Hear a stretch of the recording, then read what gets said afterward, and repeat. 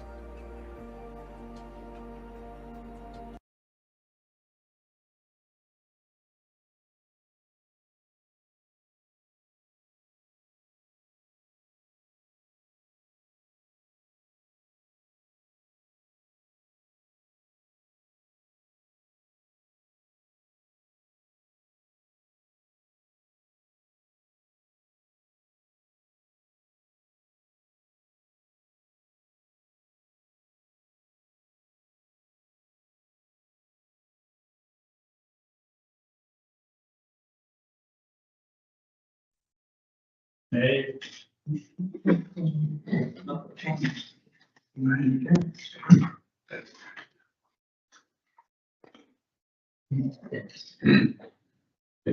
Does Mark gonna be?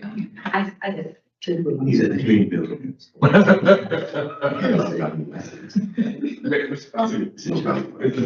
think I've seen.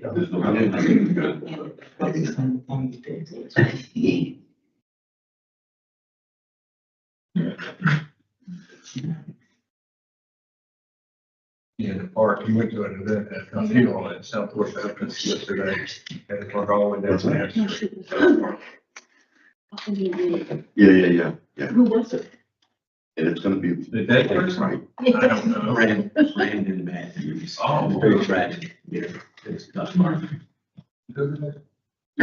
Apartment. Well attended. Good. Beautiful service.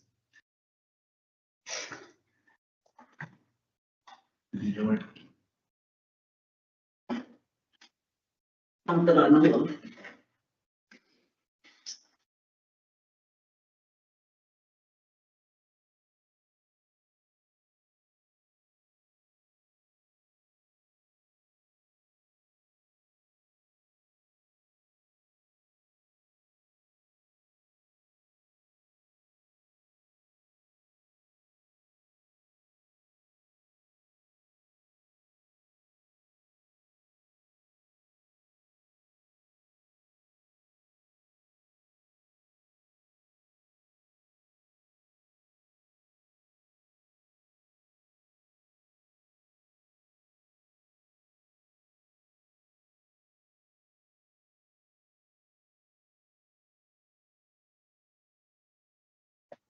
And we're trying to move some sleep, but I don't know how we got here. That got the door open.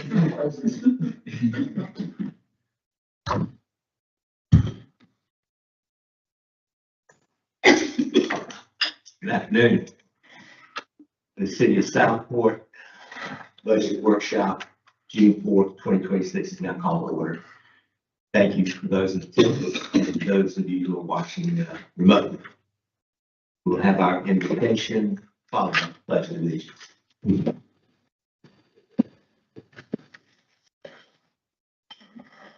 Our invocation will be a moment of silence, and prayerful reflection for our city.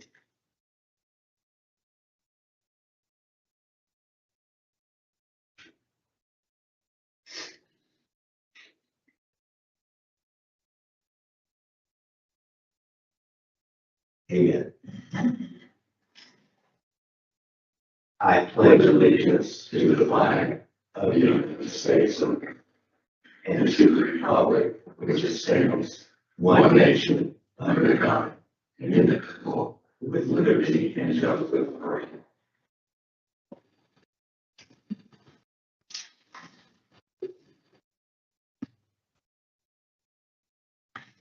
all. A workshop, so we don't have public comment, and there also be no votes, no motions, no votes. We're here today in our budgetary workshop, and what we're promoting is efficiency, excellence, and exhibiting budgetary restraints with lower taxation. Again, efficiency, excellence, exhibiting budgetary restraints. We do so, but we still preserve our core principles.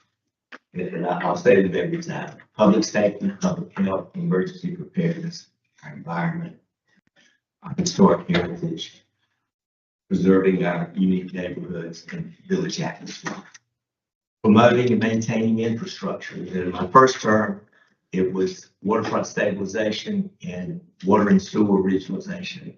Now it is stormwater, paving roads. And as I said last time, in the discussion with the engineers, they estimate $30 million to replace what's there, $60 million to build what is needed for our city. So this is a big project. We need to bond itself to need funding. and always, of course, the enhancement of the quality of life, preservation, and spirit. One of the things the manager and I are looking at and are in discussion with Brunswick County is our emergency medical services.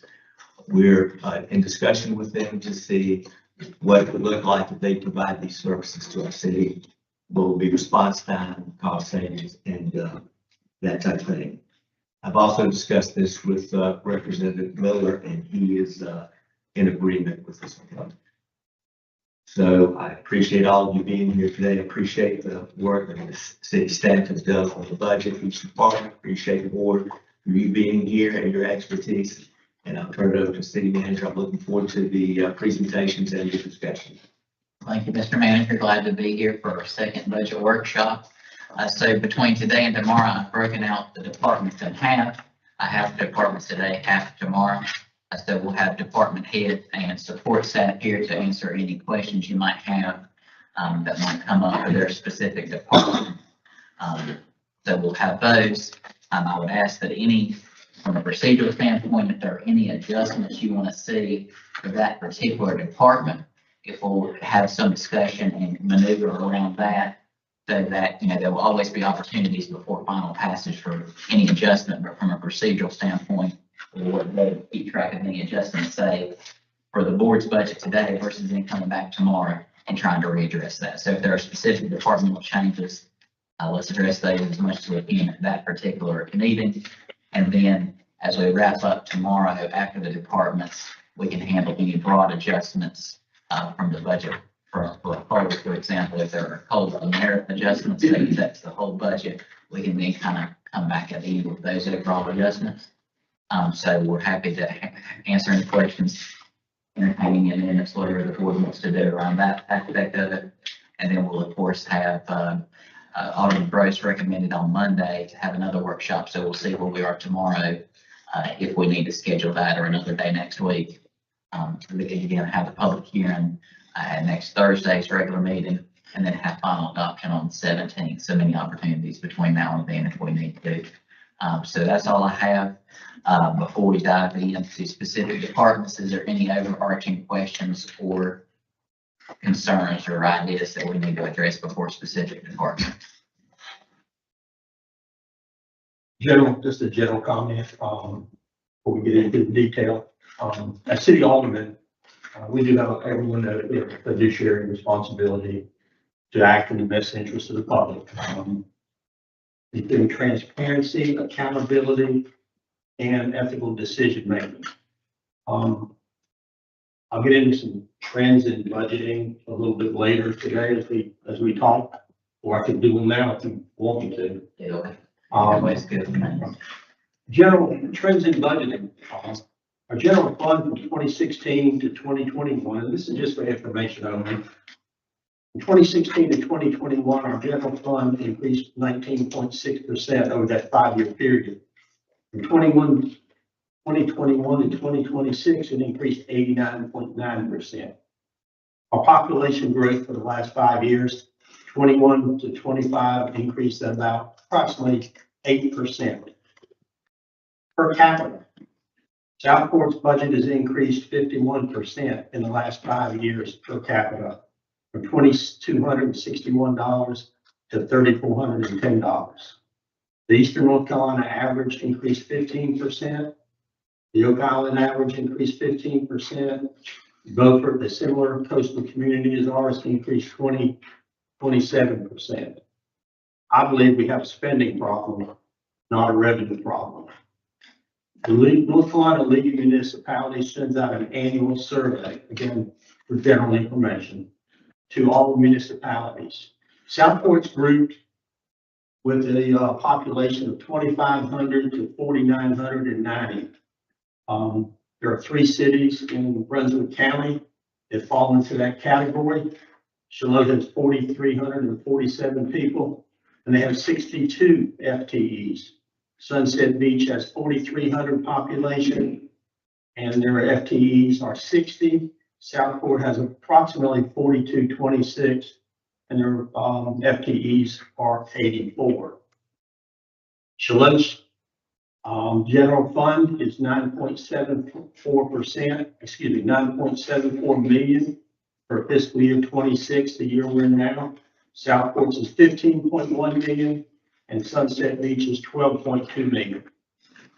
Certainly, I recognize there's differences in our communities, but those are some general trends and comparisons for all of us to take note of. Our current tax rate in Southport is the second highest in Brunswick County, tied with Charlotte. The highest, obviously, is Bald Head Island. If you kick Bald Head Island out, we are tied with Charlotte at the highest rate at 31 cents. No other community is higher than 27 cents in Brunswick County. I believe we'll do our due diligence this week and do what's best in the interest of Southport and serving our community. I look forward to a good discussion. Everything should be on the table.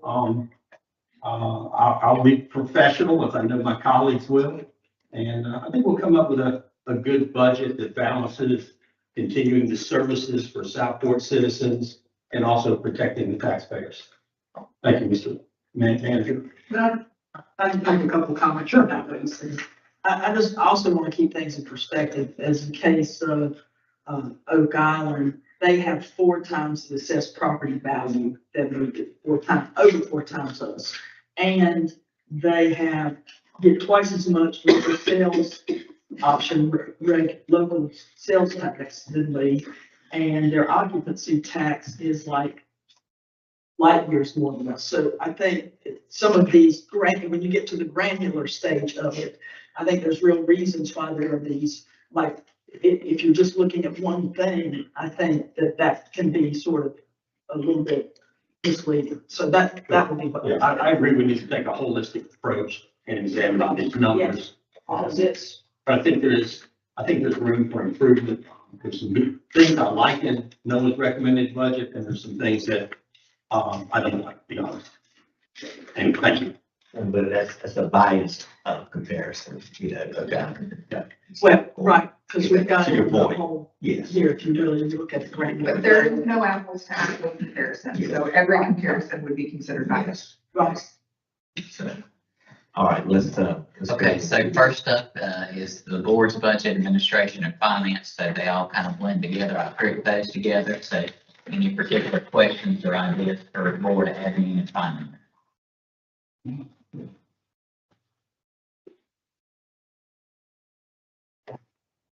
I have a quick question. Just in the board, when you're looking at the salaries, it's $3,500 difference. Why? Yes, so we call that, it's not a salary increase for the board. It is in the software, it approved the board in with the other COLA for the employees, so that's not. Oh, that's not a real. So it is a false.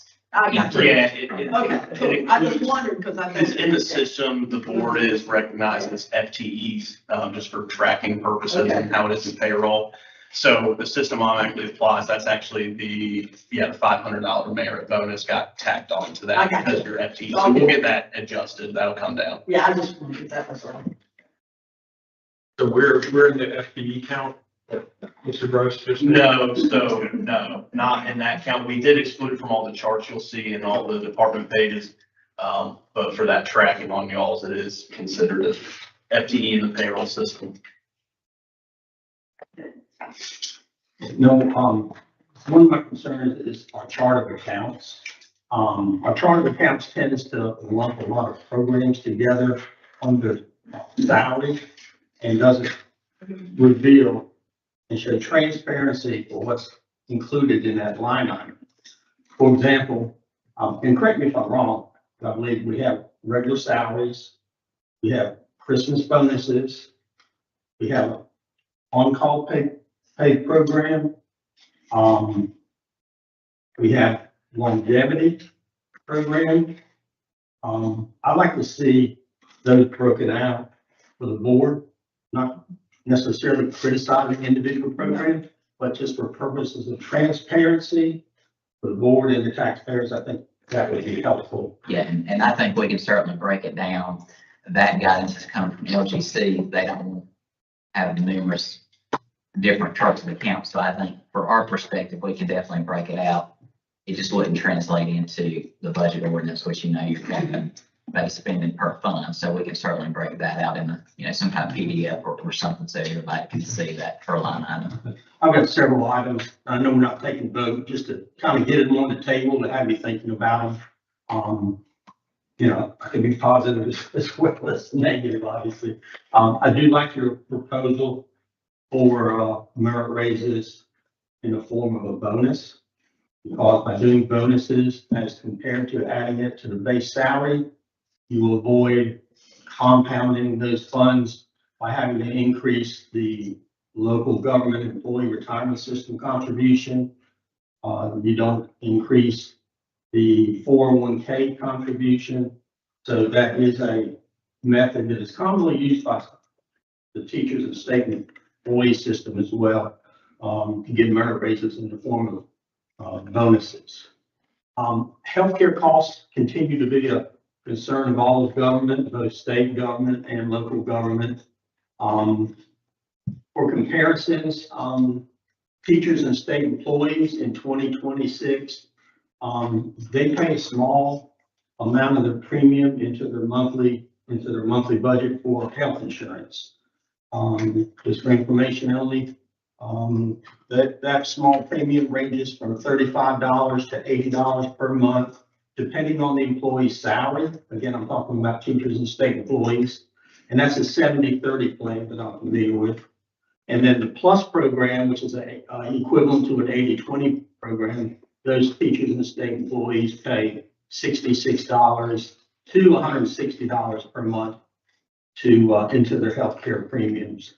And rising healthcare costs obviously are a concern and a challenge for government. For those who aren't familiar with our local government employee retirement system, our employees contribute 6% of their salary into that pension program. Same as the state government retirement system for teachers and state employees. In addition, by law, Southport is required to contribute 14.35% into the local government employee retirement system for our non-law enforcement employees and 16.10% into our law enforcement officers pension program. Our 401k program that is optional and Southport participates in contributes 5% additional into the employee's 401k program, and there is no employee match whatsoever on that contribution. Can I interrupt? Sure. Because I'm trying to follow this in terms of how much flexibility do we have and how much are we required to. Sure. Sure. Elders is required. Those rates are set by the state for the board of trustees for local government employee retirement system. So those percentages are set by the state. We have no option on that. The 401k program is a voluntary program that Southport participates in. NOAA receives a annual survey through the North Carolina League of Municipalities, and a lot of municipalities do contribute to an employee 401k program. There are some differences in that some 401k programs offered through the municipalities, like ours, does not require any employee match. Some cities or municipalities require an employee match up to 3%, 5%, whatever their adopted program is. So the 401k program is an option. Longevity is an option. On-call pay that I believe we use in the fire department is an option. And anything else? I think that's pretty much the differences between what's mandatory versus what is optional.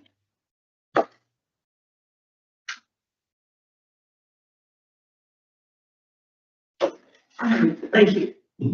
I have a question, just in general, for me. And again, it might be the need, maybe we don't need to break it down for the final ordinance, but to understand, I found this sort of throughout the whole budget, where it says contract services. And there are definite differences in the amounts versus, year-to-date and all of those things. If we could have sort of an understanding, for example, with the boards, the year-to-date's 95,000-ish, and we're asking for 140 in that same column. So just having that breakdown, we have an understanding of what that difference is. For the boards, that's gonna be what, Brady? Correct, yeah, that's All attorney other fees. attorney fees, plus the Okay. annual audit. Okay. So we have, in the system, we have itemizations for the majority of those across departments. I'll get back to you guys for the, workshop on Monday, most likely. I can have that. It'd just be real helpful, so then we really can. Absolutely. Yeah, we had every department this year, so our, prior budgeting methods, we didn't really have a way. I mean, we tracked it. But to compile it now, we have the ability to go and actually put it in the system. It'll carry those contracts forward because most of those are year over year. So I can get you guys that. Okay, cool, thank you. I noticed we're not doing the contribution to Southport Elementary, and we have not yet given the contribution for this current calendar cycle to them. Remember, there's all kinds of,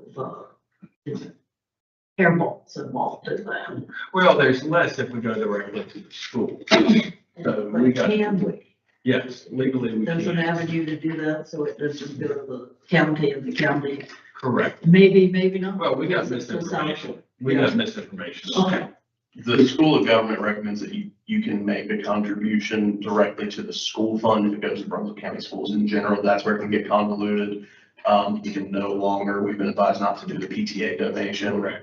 But there are workarounds that I've talked to, some representatives of the school government, how we could do that. So no, I've talked about that. Is there a reason why we haven't written the check for this calendar year? Because of that objection. But because, midway through the year, we had to, there was questions about it, so we addressed those questions.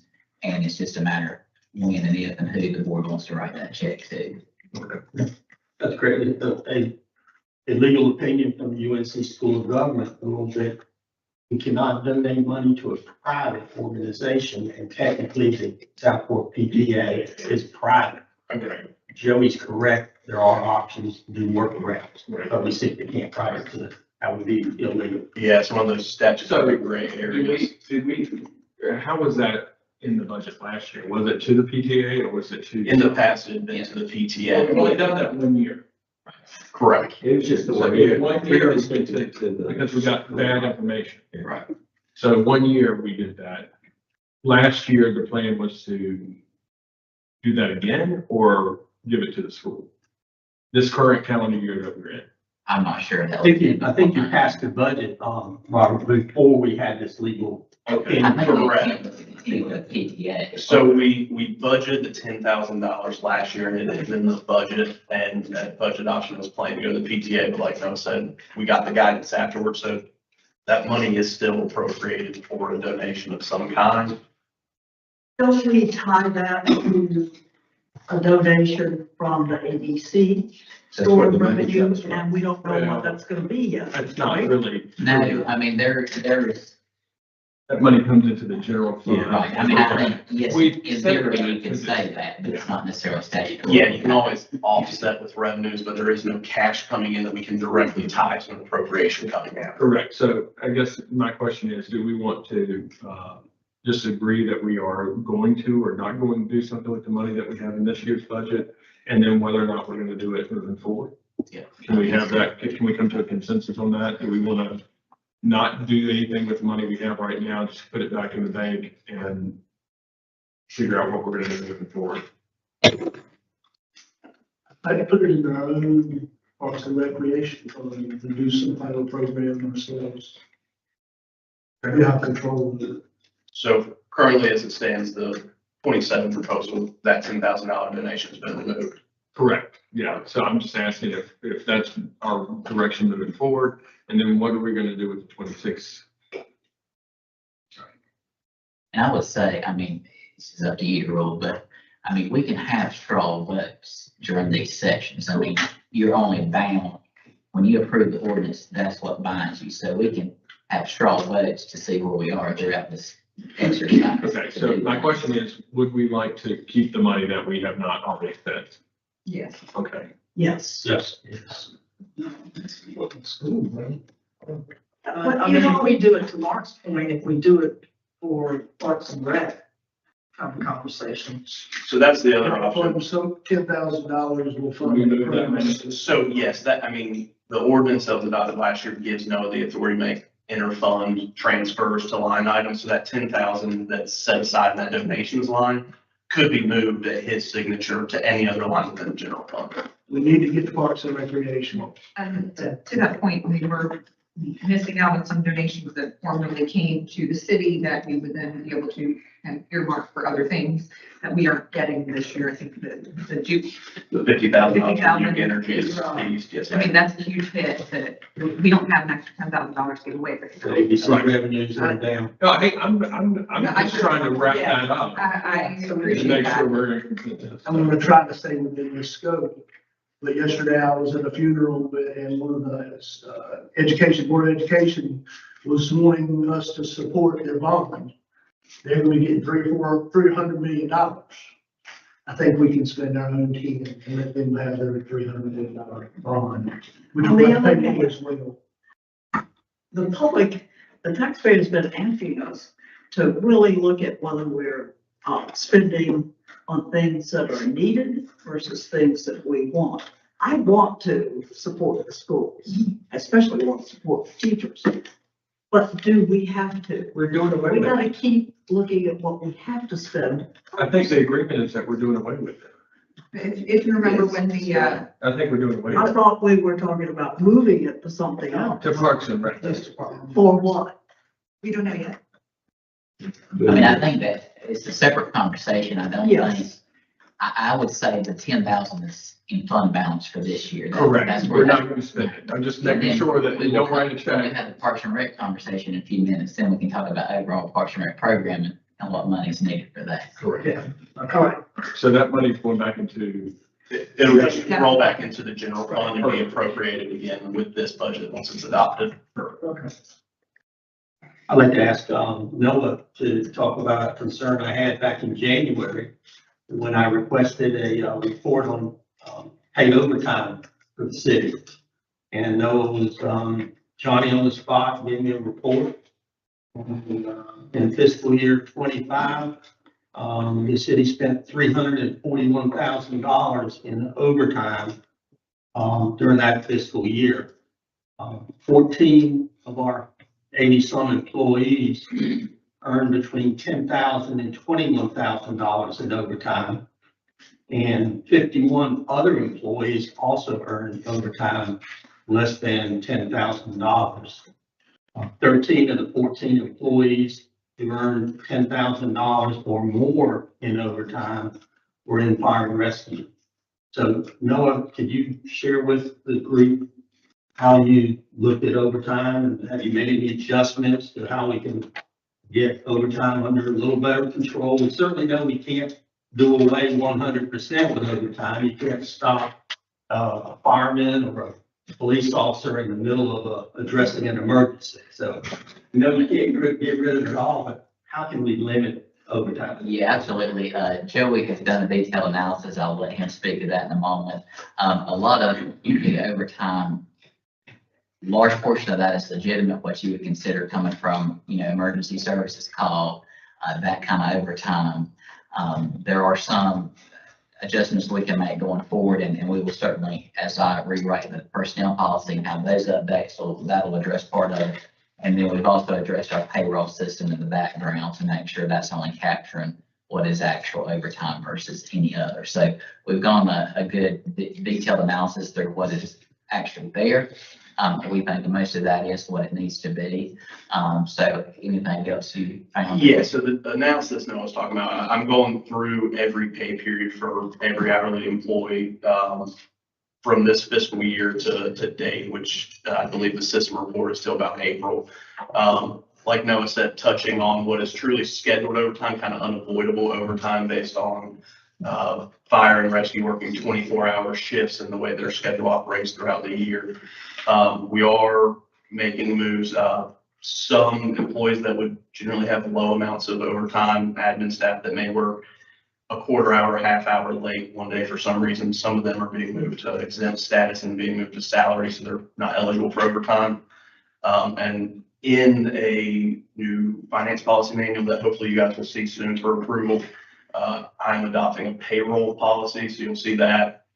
And overtime pay is gonna have to come with a supervisor justification for why that employee has overtime on that day. And I think it's, looking at certain things, Tom Stanley does a good job at this. If some of his guys gets overtime, he will offset that time another time. So he'll send them home early or making adjustments to their schedule to capture that. So I think it's doing minor things like that to make sure that when we recognize overtime is coming up, offsetting schedules to make sure it's, getting us back to where it should be. Allowing employees to flex time, especially when they earn overtime at the beginning of the week, and then take some time off at the end of the week to avoid that overtime payment. Is there a reason why, with regards to travel and training, that the board budget, the actual for the year is about $2,700 more than what we budgeted for, and we got the budget the same? So that is, we have not seen many board members take advantage of travel and training. So, looking at that, it's about where we are with what is year-to-date actuals versus what is budget. So a little bit off where we are today. So just looking at, how many board members have taken advantage of that, what that looks like going into next fiscal year. I think more of us went to City Vision. Right. And have previously gone. That's right. I know, but what I'm saying is we're at 5690 actual today, and we only budgeted 3,000. Right. And we're only budgeting 3,000 for the coming year. Coming out of COVID, we weren't doing any of that. So our years. I'm asking why it's not equal to or more than. It should be more. We can absolutely increase that. It needs to be more, but our numbers got low there and, No, I understand that. It just doesn't make sense that if we're actual at 5690, that we're not going to budget for 5690. not being honest. We can absolutely have that in. I mean, the way I look at it is, yes, that makes sense. Looking back at what has historically been, I think we've seen an uptick this year that hasn't been the historical narrative. So looking at what that is, but, certainly, we can double that, whatever the board wants to do. I'm very thankful. I was not the only person there. Right. It's nice to have people with you at the table and not sit by yourself with Rhythm Springs. Yep. Because you don't have anybody there. That was very much. Yes, you are. That's what I'm saying. I was glad to have. Need more. Did we reach a tentative conclusion on this, or are we still gonna be talking about it again later? About what? The board cloud expense, what are we gonna do about it? Well, that's, Stay or go So, back to okay. 56? so here's where we are. Yeah, For 26, we budgeted 3,000, right. but like the government, we spent almost 6,000. Yeah, Okay, and instead of recognizing that overage, we just budgeted again for this year at 3,000. So I'm suggesting that we budget for what could actually take place, not an unrealistic expectation. okay, I know where we are, yes, I followed that. But where are we with your suggestion? Are we taking a strong I think, hold on what? yeah, I think the consensus. I think it should break that. I agree. Now, another thing to consider as you make this adjustment, it has to be set off by revenue. So are we going to cut 3,000 from somewhere else? Yes. Are we going to increase taxes by $30,000? Are we going to increase fund balance by $30,000? And certainly, we don't have to decide that now. We'll keep track of all that, bring you back what those options look like once we have these full adjustments. But that's just something to be thinking of, especially if there's larger numbers than 30,000. That's part of the school money. Right. Yeah, there you go. Just like we're getting our own school. That's right. It's a long road and a lot of factors. Well, and I think we gotta be looking at them like that because we can come to a balanced budget with unrealistic numbers very quickly. And all these people can go home and so can we. Or we can try to be realistic with our expectations and actually go through. So. Actually, pay bills. Right? The many special events that we have. And, I don't know any other municipality in North Carolina that has as many parades and special events as we do. And, I thoroughly enjoy it. my grandchildren enjoy them, and, I'm not suggesting we do away with any of them. What I'm suggesting is we make sure that we get reimbursed for the events that we are not sponsors of, for the resources that we're providing for these special events, or car shows, or whatever. And obviously, police, fire, and Tom Stanley's group that does a great job, all three of them. They provide extra help for these special events. And I just want to make sure that we're looking at getting revenues back to pay for our actual cost. We don't have to make a profit on it, but let's at least break even. And I'm fine continuing these events, For sure. but let's break even. You're just taking the risk that you can break even. Right. You're spending money to take a risk to break even. Versus doing what you can do to guarantee that you'll cut costs, and that's cutting the events. So I'm over cutting the events, except for Christmas and 4th of July. 53, 010 professional fees, same thing there. Our actuals on professional, our budgeted line item. Are you with me? Which page are you on? 35. Board budget, professional, fees, we budgeted in fiscal year 26, 36,110, and we have spent $74,904, and we're only budgeting 38. So, The audit fee. yes, so professional fees for the board is generally budget as audit. I've got to go in and look and see what other invoice was put to that line. I think something was put there that shouldn't have been. The 38,000 is what we expect the audit to be this year with the new firm. I think there was some, probably specialty attorneys that was put there. I do believe it was. Category that the other contracted services, that the 140 that we talked about earlier. So we're reconciling what this current year's budget is going to this coming year. So that 38 is the actual, what the actual audit cost will be for FY 26. Okay, so that line item 53010 is audit. Right. Correct. Yes, sir. Back in the beginning with revenues, I'm assuming the 25 actually, that must have been some sewer money or something. Oh, this is on page 34. And then it said year-to-date, transfers from other funds. So I'm just wondering, 1510 transfer from another fund, what that,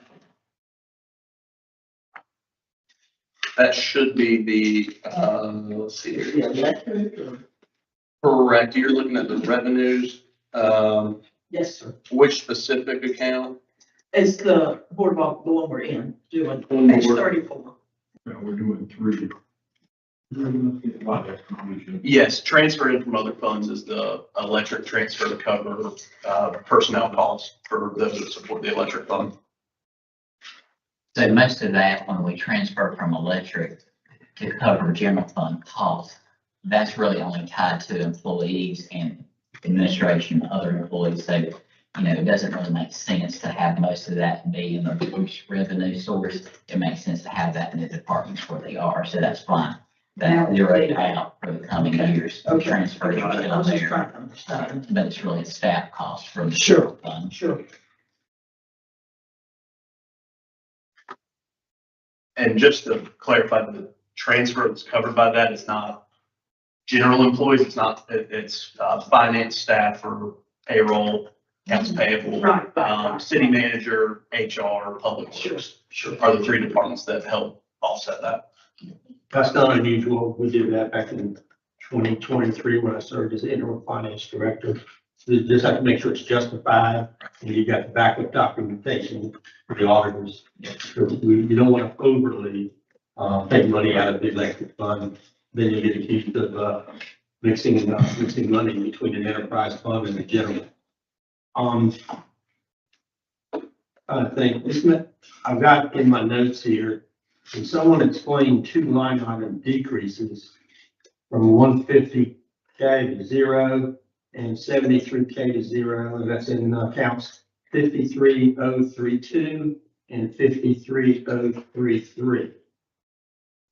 The 73,000 was the cemetery mowing contract with Public So, Works. yes, we did in the public works. Yeah. Because The other one you're talking about, is for general facility maintenance that's now in capital. So that's where that'll be same cost, but it's going into capital. So are we going by, I feel like this, Stay on the. can we just go through one at a time? Because I'm all over the place and I'm not Topic following. is, I thought was board and Is there anything administration. else here you So think? we need to- questions should be related to that and not general questions about the budget, one topic at a time. Questions for the board? Any other questions on board and administration? Well, I would just say again, like department supplies, I know that we did not meet our 26 budget. Our 26 budget, we budgeted, 6,000 and our actual is 4816, but we're only budgeting 35. So is that realistic? I mean, that, Boarded, 53022. Which page? Page 35. 35. We're on the board budget, 2 pages. We're gonna be printing and things of that nature. well, right, so there's no, the board doesn't really expend any, I understand. I'm just saying that we budgeted 6,000 for 26. We've spent over 4,800 and we're only budgeting 35 for the, well, I think it's a broad conversation that if we want to tighten things, then we have to tighten things. So And how are we even gonna if do we, that? even if we exceeded a line, then we're reconciling that back to what it should be. So, you know, Joey can tell us what all has been to that line, you know, that could be, board retreat, food, for events, things of that nature. Correct. That's typically, that line is gonna be, for the breakfast items at the early meetings that went to new plaques this year for, various boards. So that also covers the supplies per se for all the other committees. So planning board, board adjustment, with all the new appointments, there's new nameplates. So some of those are. Items like that. That's not coming in like 27. Now for the city departments, yes, that's paper, envelopes, mailings, things like that, postage. I think we can, leave Bernie's off for breakfast. yeah. Y'all know I've been nitpicking about, I'm having money, spending money to feed ourselves. Going on food. But we don't. It's really not about us, it's about the staff that works until 11 o'clock at night. Yeah. I mean, that's just ape shit crazy that we expect them to do that and so. I won't eat, I promise I won't eat, but let's at least feed the people that show up. The election expense is zero for 27. Was there this primary? What is the election?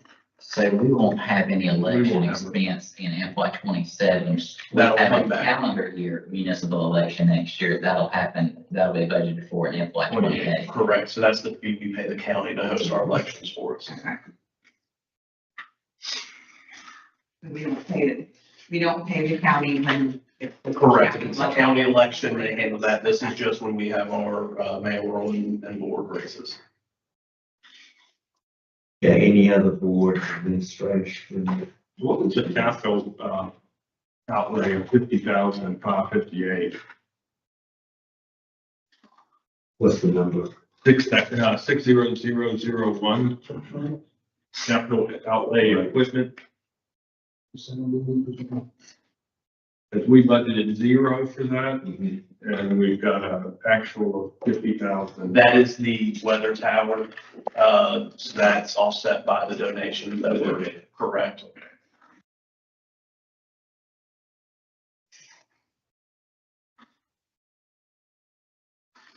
Are they shown at income or those donations? Where are those? So they were all received in prior years. They were being held in a liability account. So that can be cleared up with an amendment now that we've actually spent the money on that weather tower. Since we didn't know when that was going to be, but all those checks have been cut, it's fully paid for. So I can get an amendment on next week's agenda just to clear that up. We'll probably get a few more checks. Okay. Closer to that, we probably will get a few more, and we have one more item that we need to pay for plaque. Yes, sir. I'm sorry, didn't hear. Paper, Plaque, flag, plaque. oh, flag.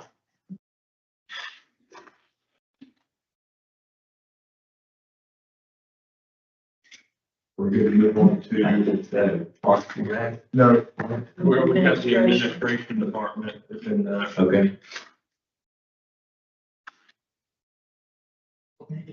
The 37. Nothing but- It's 36. Okay. So if this year we budgeted out of fund transfers, I'm assuming that was electric. I'm on page 37. Yep. So we budgeted 153, was that out of the electric bill, you think? And then we've used 118, but now we're doing 0 out of the electric. That's revenue, that's income. Right, but we're taking it out of the. So it's, Right. right, so it's all in that, the general transfers in, we'll go through and divvy up the actual percentages for salary, staff, and split up by department like Noah said. So that is the, So we the get a city- true number in the budget ordinance. When we prepare the final budget ordinance, we will see a one total number for general fund and the total expenditure for general fund. In the background, in the accounting system, we're splitting up that money between the different departments. So it's not necessarily to show it here I got you. as a revenue for the Okay, administrative. I was-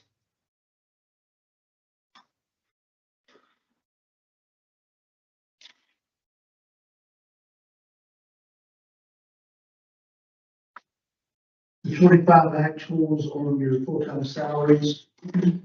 Was that because we were paying off, we were paying a salary for the previous manager in that budget, or was that the previous year? So that's pretty standard. I mean, we're where we are. Was this reduced, was? Right. I mean, we're under budget for the year, but that's where we should be at this point in the year. I mean, we have May closed out in June, so that is pretty consistent with where we are in the year. Okay. And the 574,784, that is the 5 full-time employees in, That's right. That's Which city is- manager, city clerk, deputy city clerk, HR director, and public information officer, It also includes the city and engineer, part-time engineer. and he's contracted, so that's based on his cap hours, his hourly rate. We still have 2 part-time. That's right. One is in admin and one is in public works, is how it's been classified. So Bob Jarvis and Tom Z. Yeah, Bob is classified in admin, Tom is classified in public works. We're very fortunate to have both those engineers. I've worked with them for 5.5 months. They're excellent. Yeah, we hired them before. We knew we needed an engineer, and it took us a while to get there, and yeah, we're very grateful. Yeah, they're very good. one's in admin and one's in Public works. Okay. And as part-time, they don't receive benefits, right? That's right. Well, they get the benefit of showing up. Working for the city. Yeah.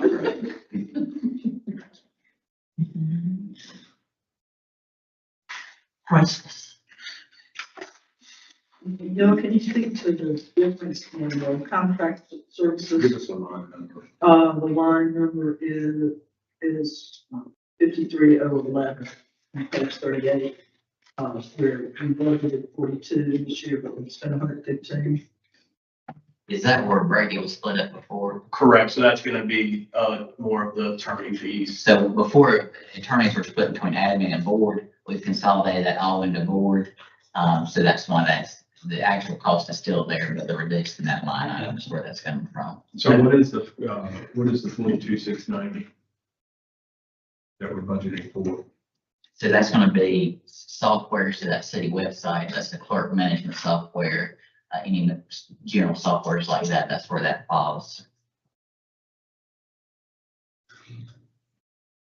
Notification system, text my gov, all that's there. Yeah.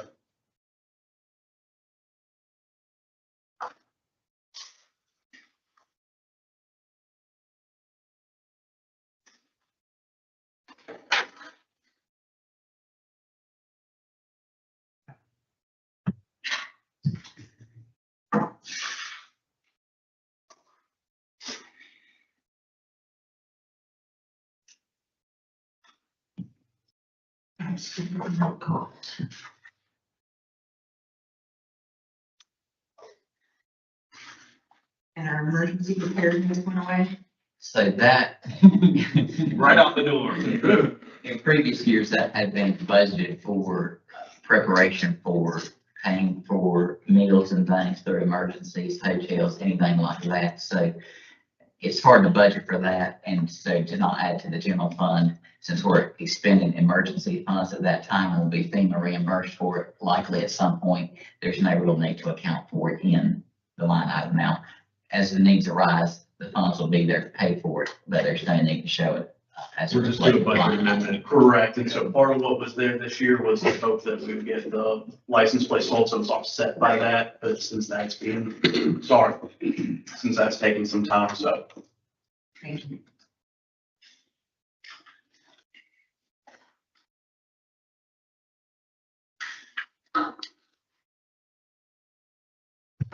Did that principal payment, that is our portion of the fire department? Correct. Yes.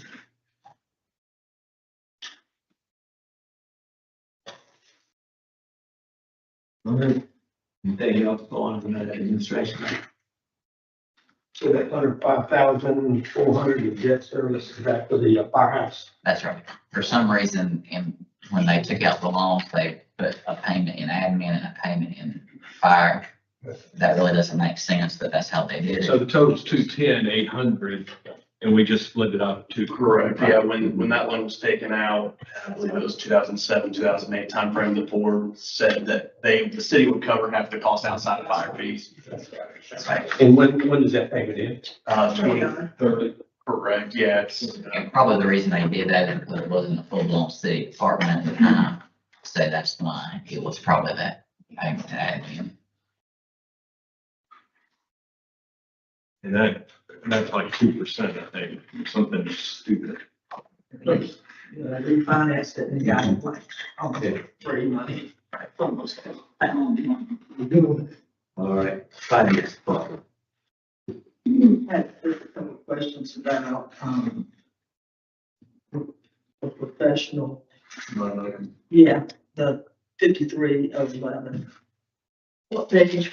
40. 40. Just that we budgeted 291 and we spent 375 and then we're going down to 185. Correct. So this past year, that was the new software and implementation fees.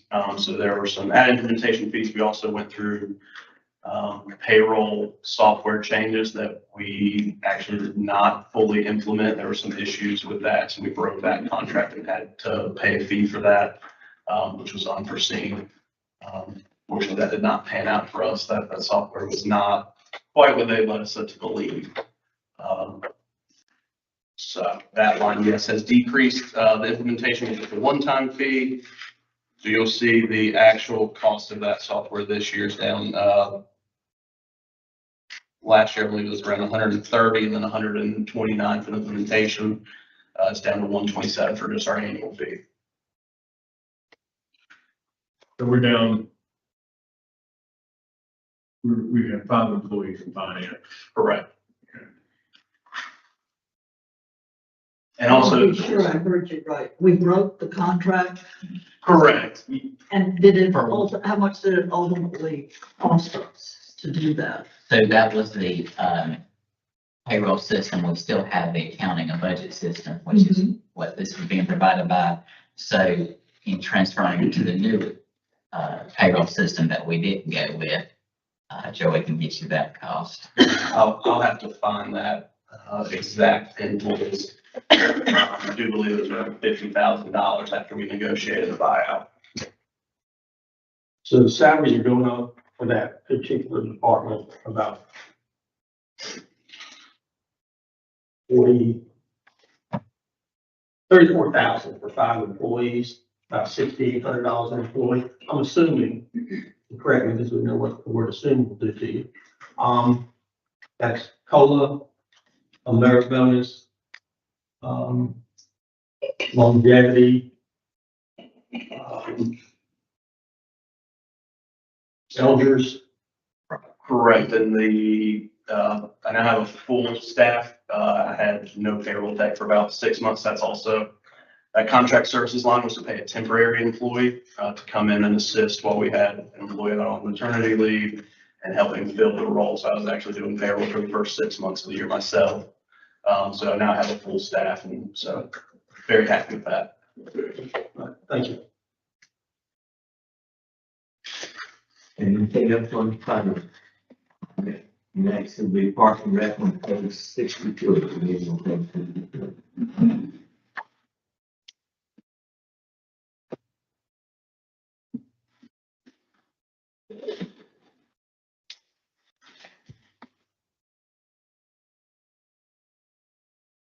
You say 63.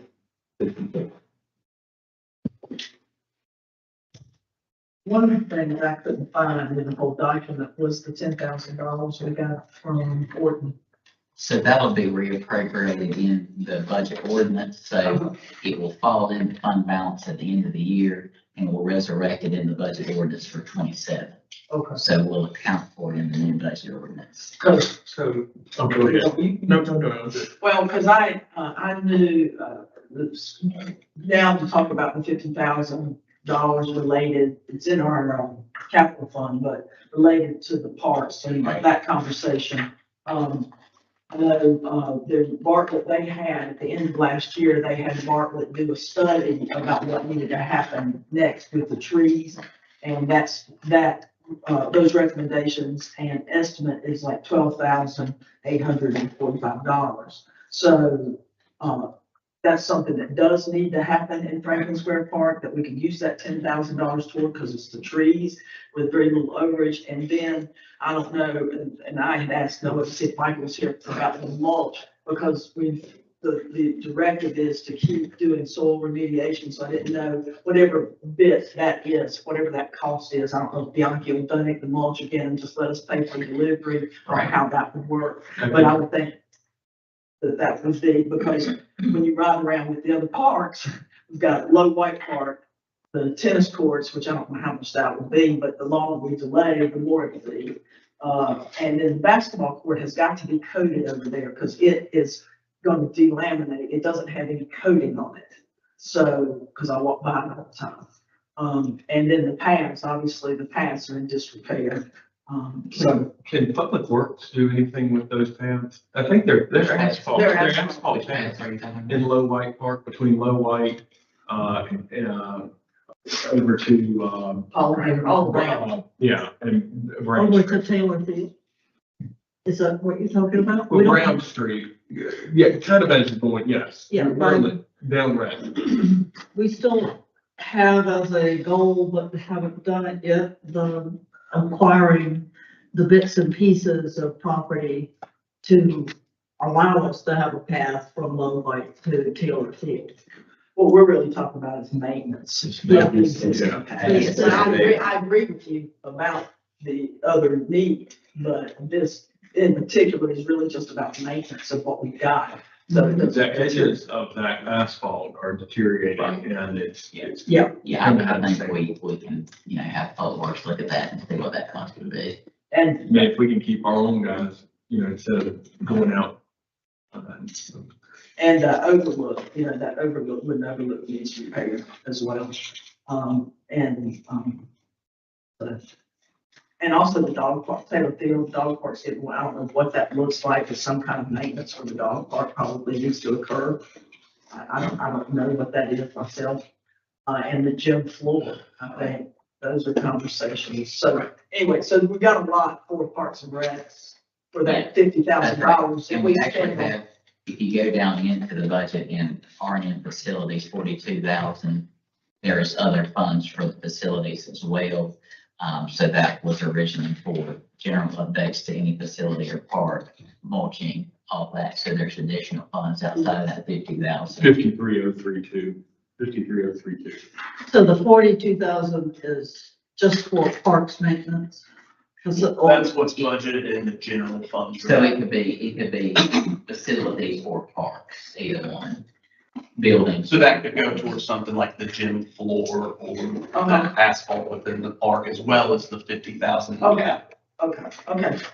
But we're not talking about buildings that Parks and Rec supervise, right? It could be, yes, it would be both parks and buildings.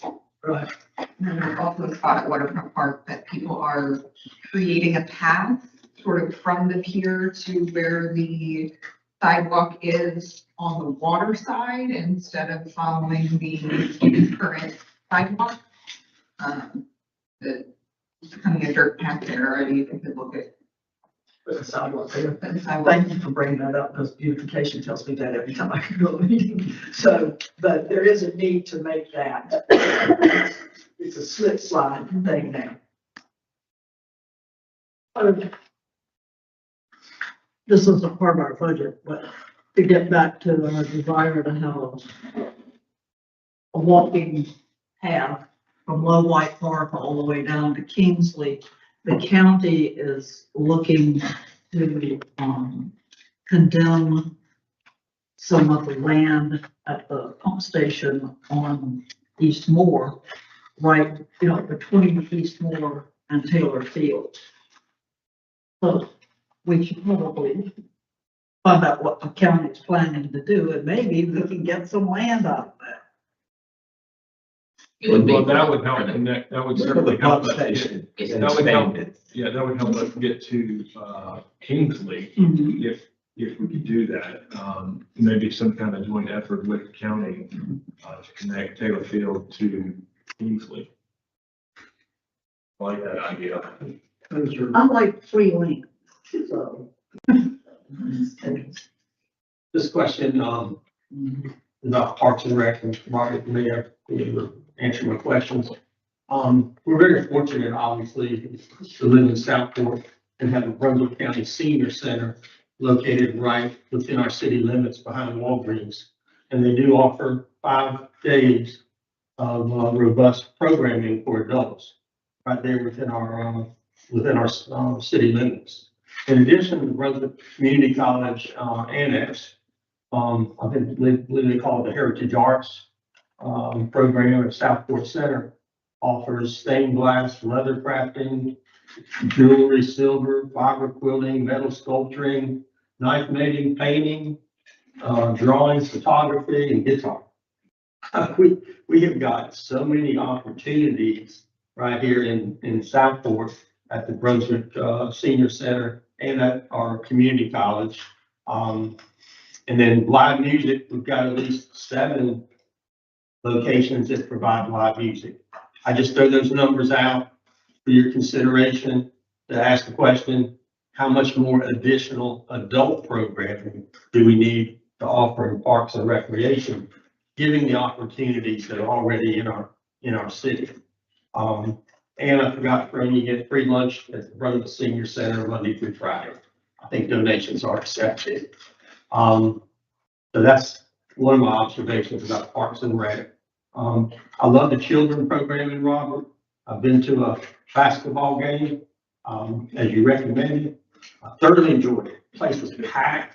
I couldn't hardly find a seat. I couldn't hardly get down, after the game. But, that basketball program at Parks and Rec is very popular, well received, and we certainly want to continue to support that. I'm not sure I know, given the current situation with Parks and Rec and the investigation that's going on, that the before school and after school program was shut down. I certainly hope that all the children that were attending the before school and after school program have found suitable replacements during this unfortunate time. I don't know, maybe Robert can answer it, maybe Noah, how many children were involved total in that before school, after school? How many of them were from Southport? No, you got those numbers. Around 13, I think. Yeah, I believe it was. And then, About 13 and 17 children in the program. It varied week by week about the number. Do we know how many actually live in the city limits of Southport? We have that I don't have that on hand. I can look at the registration forms that we were provided and see if that included addresses. I'm not sure if it did. Have we done a cost benefit analysis to see if we're at least recouping our costs on it? so I can tell you we don't, right up. If you look in the adopted fee schedule, I believe it's $50 a week Yeah. With the, city, in town, city. So if you take, the revenue that would have been generated from those fees and then just the staff cost alone, we haven't come close to paying for itself. So we're basically offering a subsidized preschool after school program with taxpayer money. Having worked for Wake County Social Services for a number of years, I'm familiar with the child care subsidy budget that all counties get. I manage 31 million for Wake County, and I'm sure Brunswick County gets a pot of money also, the child care subsidy for low-income families, and that certainly needs to be publicized, and hopefully our citizens who are in need of subsidy money can apply to see if they're eligible at the Brunswick County office. I just wonder, have we budgeted for that program again in FY 27, or are we on standby to see what happens? So mostly on standby. I mean, certainly, a large portion of that cost is personnel. The 3 employees are still budgeted. The position that is currently vacant, as I said at the other meeting, I cut that out of the budget. A lot of the other costs would be, whether that's vehicles and gas, is based in there, or departmental supplies, some of that's there. I've adjusted some of that down, just as we go forward. So a lot of the base money is still there, but some adjustments. Well, and just for the record, for those watching in attendance, our 26 budget was 1,032,797. Our actuals today are 849,221, and our proposed budget is just 757,572. Are we at the point where we talk about some revenue possibilities connected to some of the events, the park involving Park and Rec? Yeah. You don't want to have a separate, part of our discussion devoted to ideas for revenue. No, that's under Parks and Rec. It's under Parks and Okay, Rec. all right. A while back, I read about Wrightsville Beach has voted, the Wrightsville Beach City Council voted to allow the food trucks or vendor trucks to sell alcohol at games and, why are you smiling? At games and concerts and so forth. And what occurred to me was, for our basketball games and our concerts in particular, is there a way to contract with food trucks and maybe beer trucks, wine trucks, whatever, and have a contractual agreement where we get part of the revenue? I would think that people at both concerts and the games would like to be able to go out and get a hot dog. The concessions used to be within the Parks and Rec building. The hot dogs and hamburgers there, but food trucks can offer a greater variety. Have we looked into that? Or can we look into that in the future? I don't know how this would work. I just want to see us get some money for it. I think we would have to revamp our whole food truck ordinance. I mean, right now, if somebody comes in, gets a permit for a food truck, pays that fee, then they have the ability to go to the different events to have the food trucks. So I don't think anybody's going to be willing to give us revenue from their food truck. How does Wrightsville Beach do it then? I don't know. Because the story said that they were looking at the increased revenue for the city as a result of allowing beer and wine sales. Well, they wrote the ordinance that way. Yeah, they might have a per event Yeah. permit versus an overall permit that they'll Could we look into that and see if we could get some money out of it? I'm a little concerned about I what don't that would think we do for should our sell local beer at the businesses. city gym. Even out on the street. Well, yeah. That's not that low. It's your mind. The story said there was discussion about, people getting unruly and whatnot, but I believe it was the police chief said, we can handle that.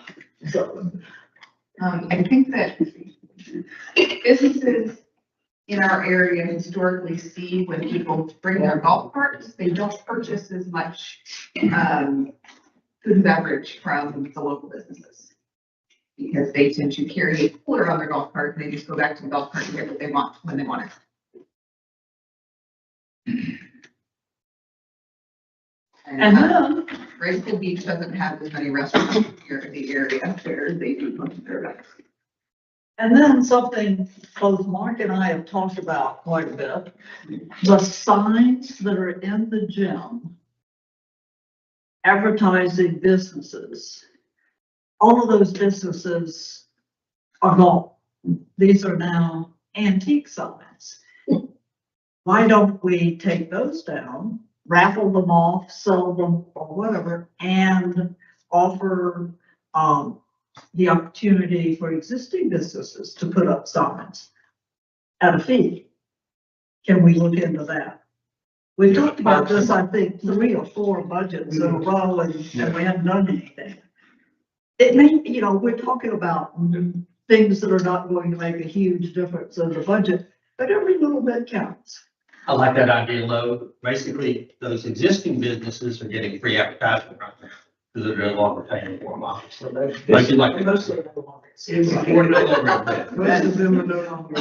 That's part of the mosaic of the beauty of the history of that gym and the town and taking them down, that the money that you get for that is minuscule versus the beauty and the remembrance of the people that put those up there. And I know you're for historic preservation, and to me, that's part of it.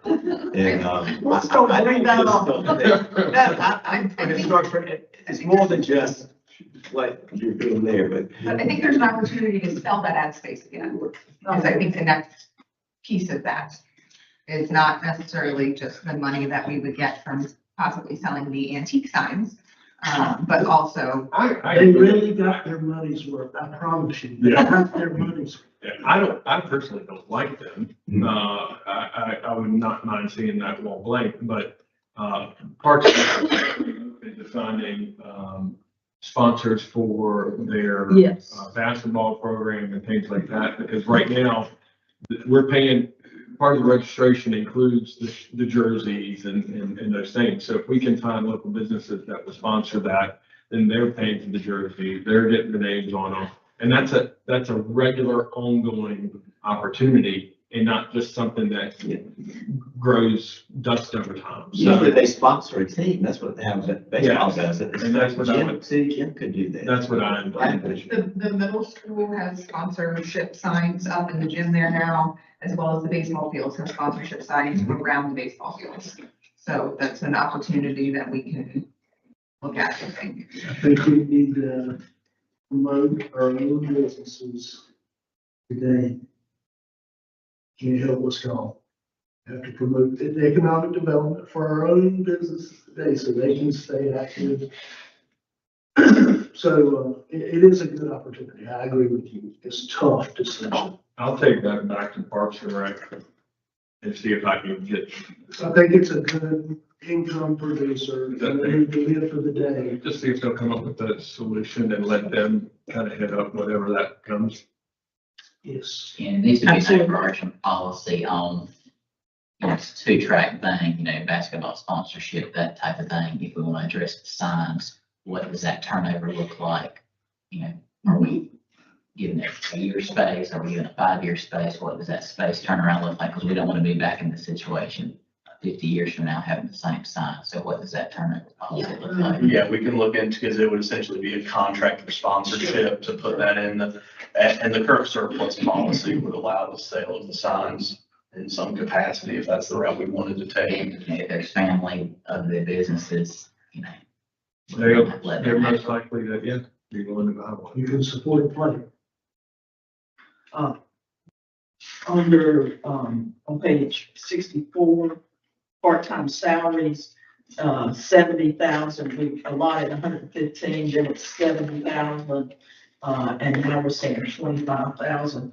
I know that, I don't know what all part-time people are in there, but I know with the basketball, they have referees, they have all, so I'm assuming that is, so I'm a little nervous about 25,000 being enough to fund those kinds of specialties. I think it's a wholesale reorganization and looking at what that looks like. I think there was a lot of overage of what needed to be there. So it's really looking at what are those rates, who needs to be paid, who doesn't, and what is a volunteer opportunity versus a paid time. So I think that gets us where we need to be as we move forward. And there's certainly other funds that are available should we need more. What do we currently pay, referees for the basketball games? It's 10 grand in. Good job. Right? I'm in every game. It's not the NBA. They always thought I should wear stripes, so. Joey, do you have that right? I don't, it varies. We had 3 referees and it varied by, I think it was on average about 35 to 45 per game. And then they would keep a list of how many games they did, and we pay them out once at the end of the season. So no, someone's gonna get back with the, board as to how many children were actually in that before school, after school, and break it down by. Yeah, I mean, In the city versus. Right. out of the I mean, the 13 children's about where we were. That's the number. We can look at addresses and see what that is. And were all these children transported to Southport Elementary School, or were any of them transported to?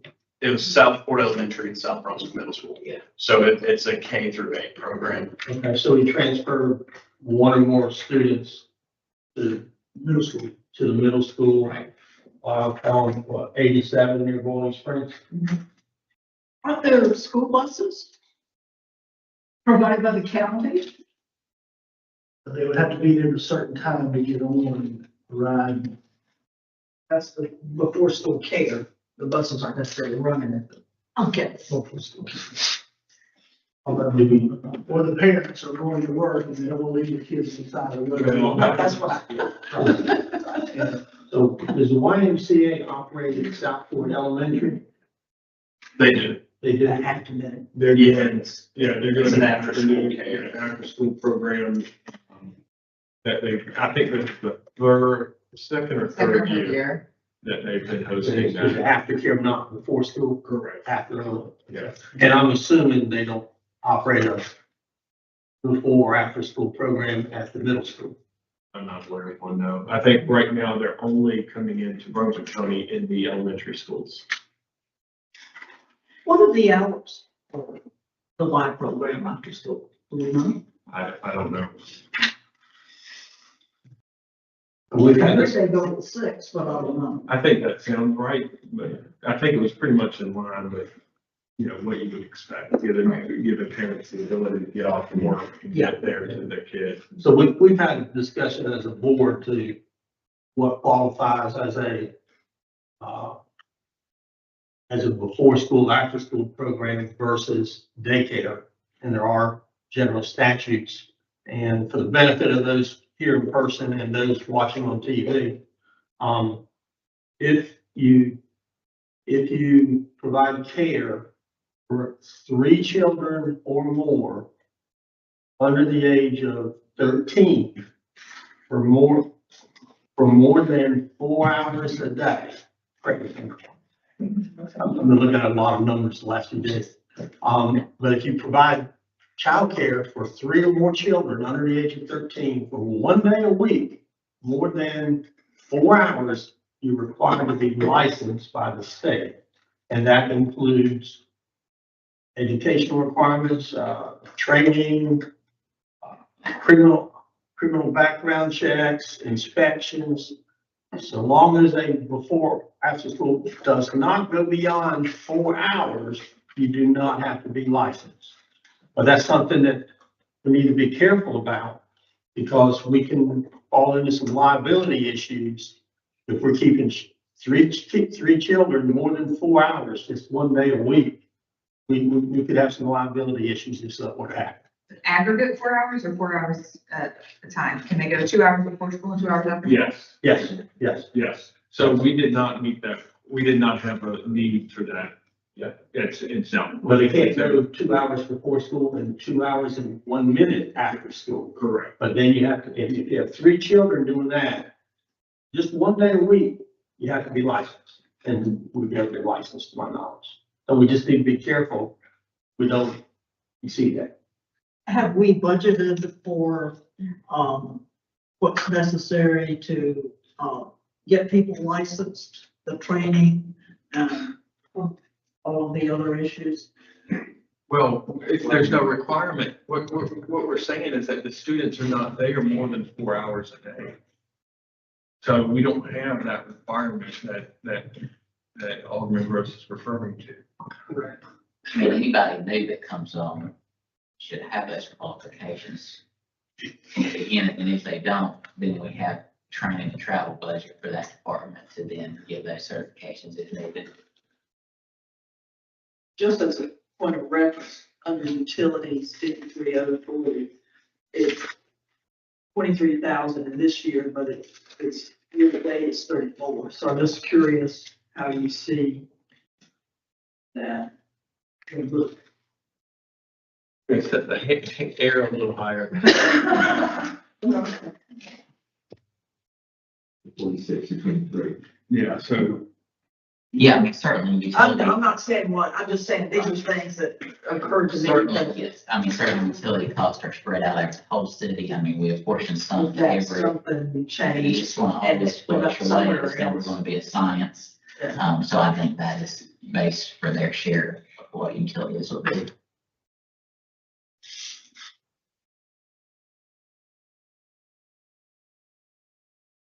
I did follow up on Ms. Alderman Davis's suggestions about things that Parks and Recreation should be looking into. Possible ways to spend the little 10,000 that we didn't get in the school or whatever. Recreation is important. It's something that binds us and gets us together, so we have common, remember when we did this and that kind of thing. But it's changing, especially for that 13 to 17-year-old whose technology is really becoming a part of their lives more than anything.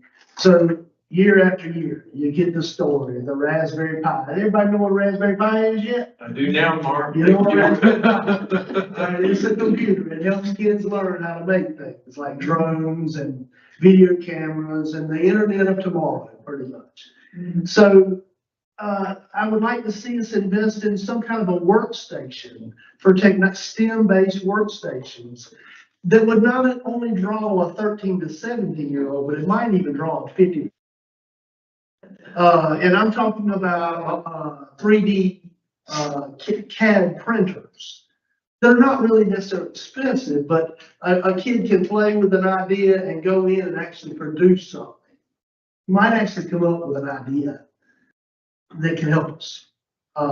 And we also get to see which kids could use those tools.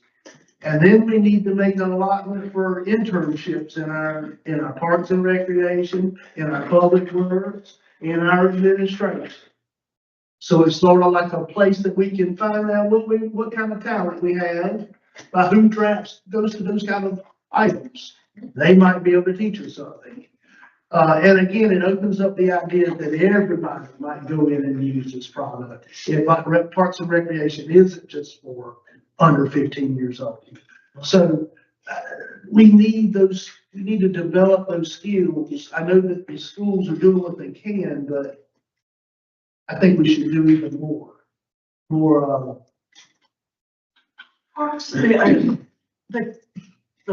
public library does a lot of this. Did you know? Robotics, all kinds of things with computers, of course. It's not just for kids. Next door. Yes. And And even more over at RV Line. where's the equipment at? In the inside?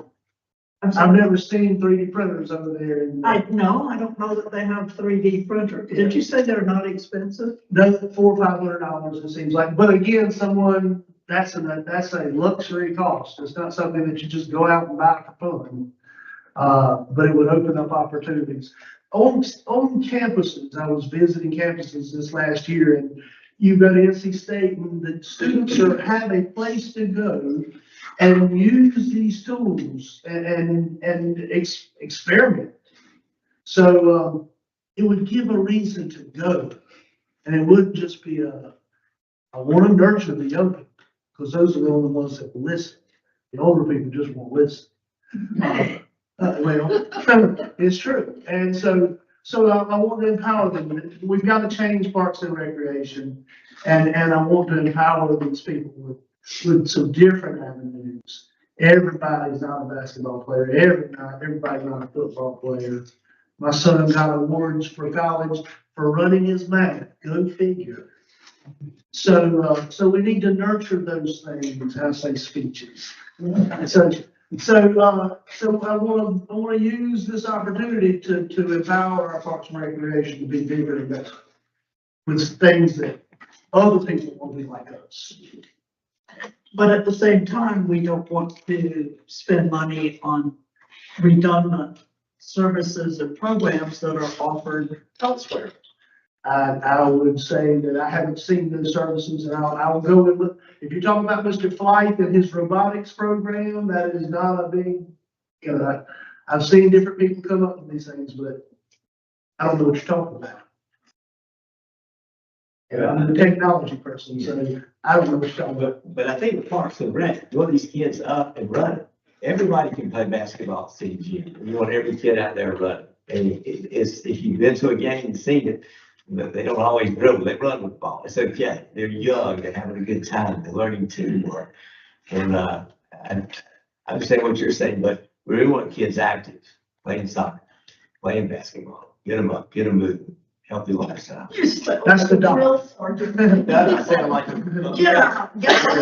another position. There you go. No, I certainly, think as we go forward, we have the great opportunity to imagine what everything looks like and go forth with that and looking to, enhance what has been in conjunction with our other programs. So I certainly think we can, look for those programs as well. But, I think there's great opportunity for things that doesn't necessarily cost a lot. There are computers that they have been using in the past in the building. We could either have a free coding class that's online or whatever that looks like. But I think there's opportunities to advance as we go forward. Is there any, before we move on to community relations, I guess, are we making any recommendations to do anything in Parks and Rec? Or is everybody coming up with that budget? And is summer camp anywhere in this budget? Are we doing summer camp this year? So- Out window? It will not be in this calendar year. There was base money there, but it will not be this calendar year.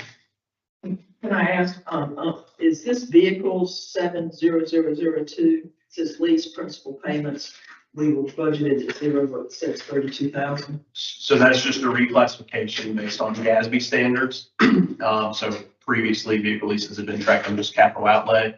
GASB 87 now requires us to track lease principal and lease interest payments. So that's just a chart of accounts change that we have to make. But it's a vehicle, is that? Correct, vehicle leases. So that's the 315 passenger vans they have. I believe we purchased the Parks and Rec admin vehicle outright. So it's just for those 3 buses. I think that the question about the before school and after school is, I guess, still an open question, depending on how satisfied those 13 children are with the alternate, before school, after school program they had to attend when we had to shut down the program. If 10 out of the 13 say, hey, I love where I went last year at the Methodist church or the Baptist church or whatever, then do we have the need to reopen a program for 2 or 3 children? I don't think that's going to be the case. I mean, we've had people showing up to Parks and Rec to the meetings we have had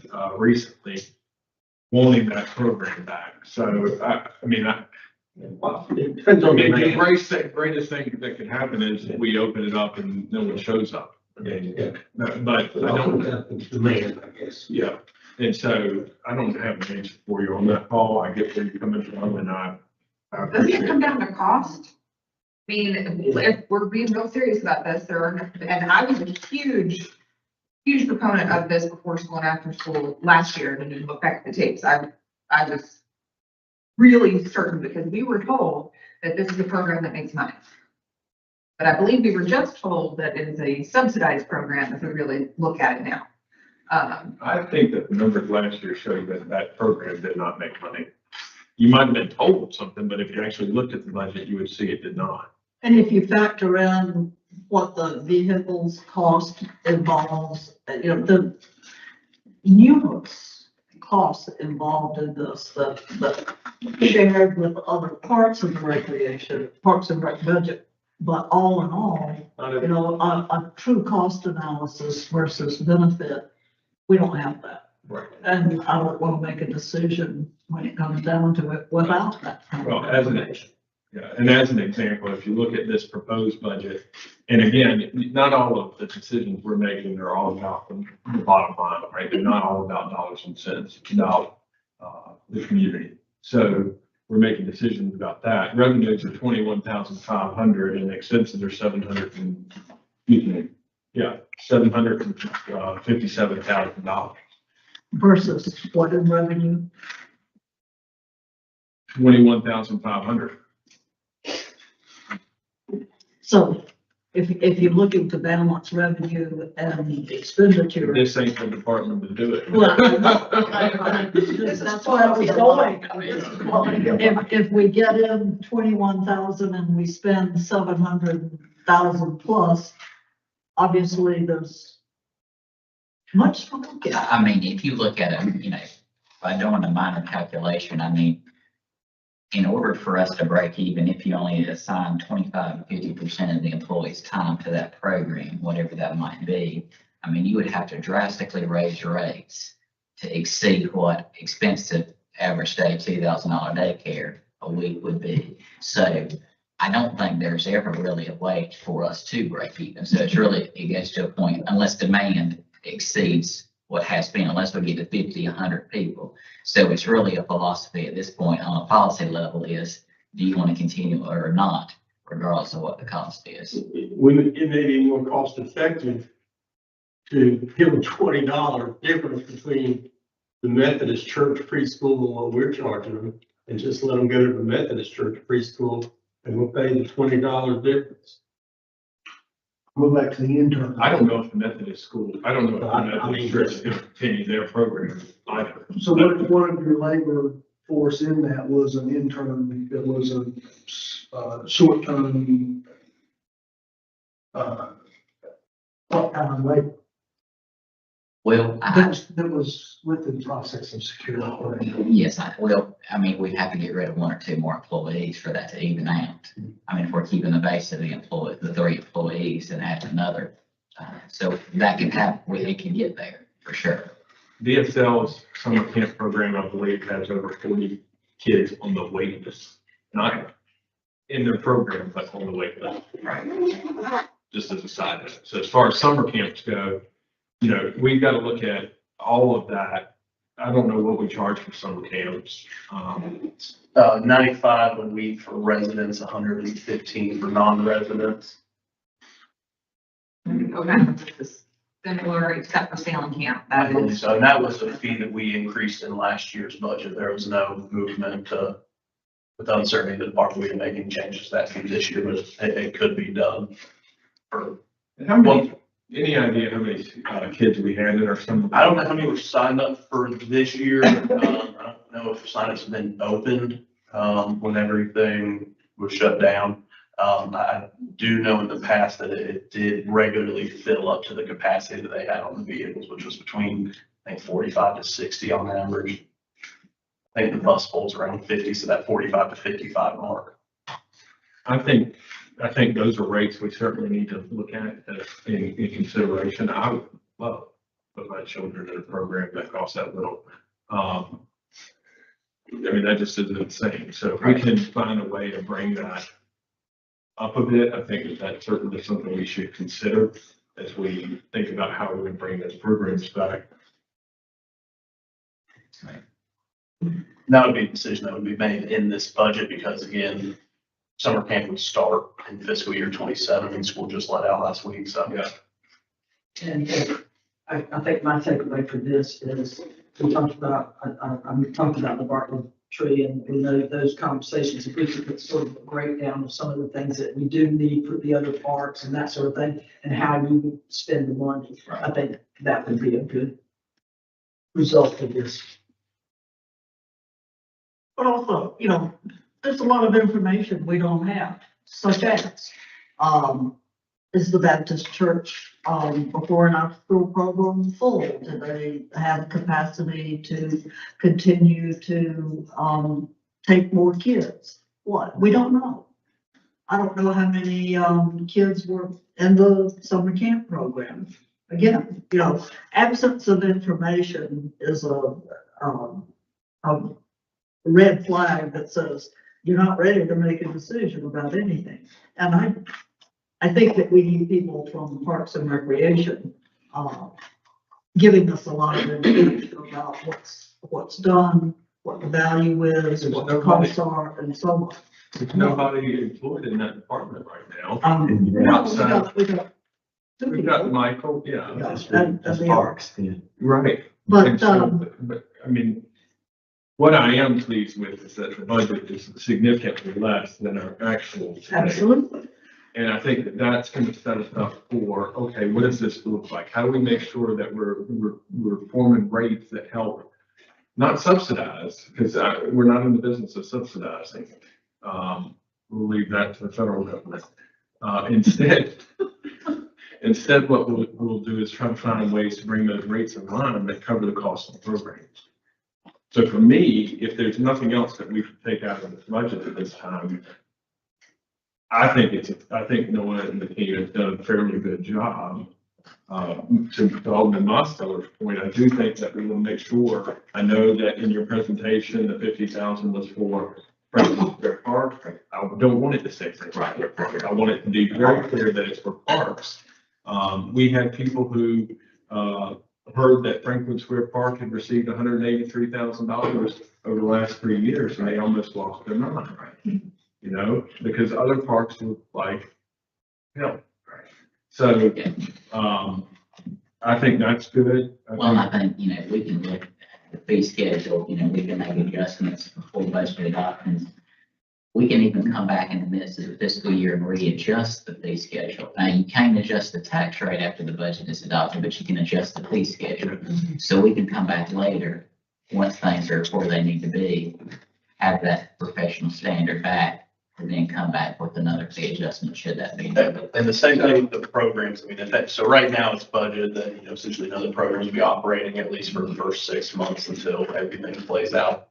And then it can always be done to appropriate funds out of fund balance to fund those programs mid-year. And Campus Park has had work done on this. It looks great. It looks great. Better. Good job. Yeah. So then I think as it relates to the fee schedule, one of the things that you should bring to us when we're talking about that is historic data as it relates to participation in before and after school care, as well as Paul's comment, who they are and where they live, but also our summer camps, and what that's like, what the participation is. So if y'all can do that, that would be great.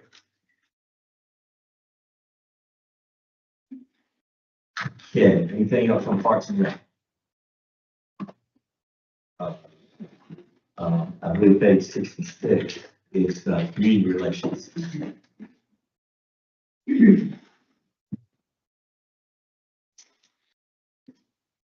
How is occupancy tax jumping so much? That is with the inclusion of the new hotel that's going behind First Bank, the Home Suites. That was Elaine's calculation based on the number of rooms in that hotel and it's getting included. That's awesome. Do we use the Windy as how do we get to that number. I would have to go back and look at her calculation. It's the average room rate.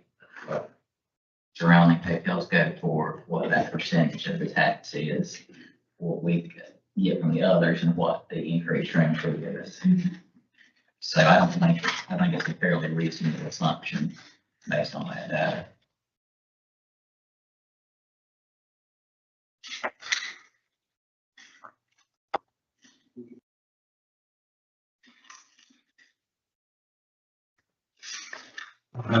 With the community relations at all. I do have a comment about community buildings. We'll get to that next. And, a lot of, I'll say both community relations and community building fairly pays for itself between occupancy tax and the rental. So we're not really spending ad valorem for that department. We're talking about community drinking stuff. Okay. Also having to do with the fee schedule, I wanted to circle back because, certain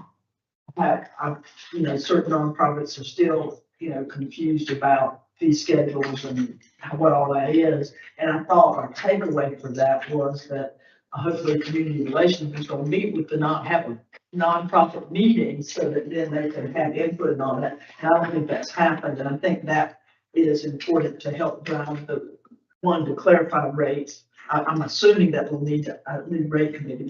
We've not the rate committee appointed yet. And, so that we can review. Well, and I think it's really a board conversation on what do you want it to be. I think we always have conversations with the nonprofits and have had over time. It's really a matter of what does that different rate look like? It's really a board conversation. So do we want to subsidize those nonprofit events? Do we not? What does those different rates look like? So I agree. I think it is a committee. Let's bring back forth that ordinance to clarify the language in the ordinances and set those fees again. So we make sure that for what events we are doing versus nonprofits and what that is with what we do. So you're gonna bring, I'm sorry, I was just. she's just talking about educational purposes. Yeah, I'm trying to say that I feel like community relations, because they would be the point person for this, should meet with the nonprofits to go through all the different things that are in the fee structure for their events and that sort of thing. What we wind up charging, then I agree with you, that's a So bigger. you're saying almost like a Right. listening session to see what the nonprofits have to say.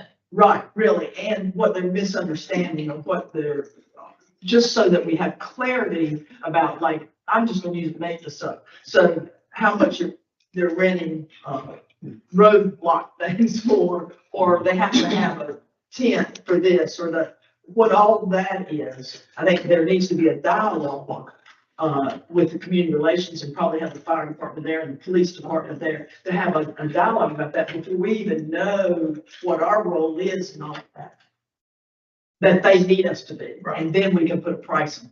Well, I mean, we if already you have get changed, prices, we already Oh, have I know. prices on some I of mean, that. if we're I going know, to. but I think But my issue is, I'd like to know of the, how many, events do we host?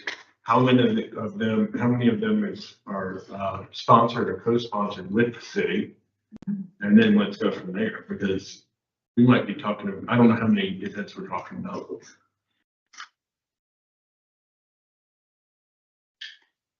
Is that fair? Is that something I think we can obtain? Do you have that right? Just there. I'm looking it up because I believe I sent you something recently about that. You did. You want to? You had $68,000 in special event income. What, is there a number there, Mark? That is, Page 67. 4605, I guess 14605, 617, Okay, got it. 68.5 on the actuals. So you said local occupancy tax. This department doesn't make that happen. That happens anyway. They're not responsible for generating this income. Right, so that is what the state statute is, the local bill that was approved to allow the occupancy tax. So that's automatically charged by the hotels or other. We don't get this money automatically. has nothing to do with the. That's correct. It's not tied to any events or fees that we automatically do. It's automatic. Community Relations Department does not generate this money, the 200,000. But the But it has- state It statute, goes in. It does, yes, I got you, no problem. The Can we spend that money if it's a profit there? It has, the occupancy tax most has to stay into that department, you know, there's state statutes around that. You have to have so much towards advertisement, so much towards community promotion. Okay, You know, you have some little bit kind of like the electric fund, like, you know, some of my salary fund, if you can go and, you know, do a public works capital project with or something like that. okay, so they're generating from this department $70,000 in income from the events that we did. Right. Right. And I will say that on the occupancy tax side, especially the out of season events, we are seeing increased occupancy tax because of increased occupancy for people coming to those events. If we allow Airbnb, that number would go up immensely. It was- And we don't want that. The number, Yeah. the number of sponsors, Come on.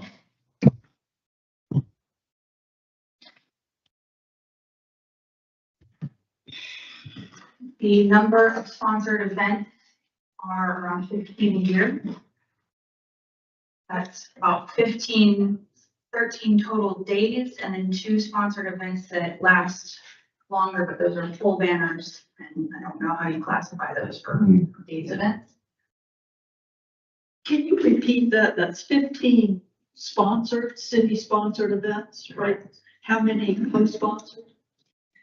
Those include the co-sponsored events. And when I say sponsored, it's often that, for example, July 19th last year for the burning of Fort Johnston event, that was a North Carolina Maritime Museum at Southport event. And because we're also a history, we also have a museum, we let them use our community building for free, and we sponsored the event in Clark. So that's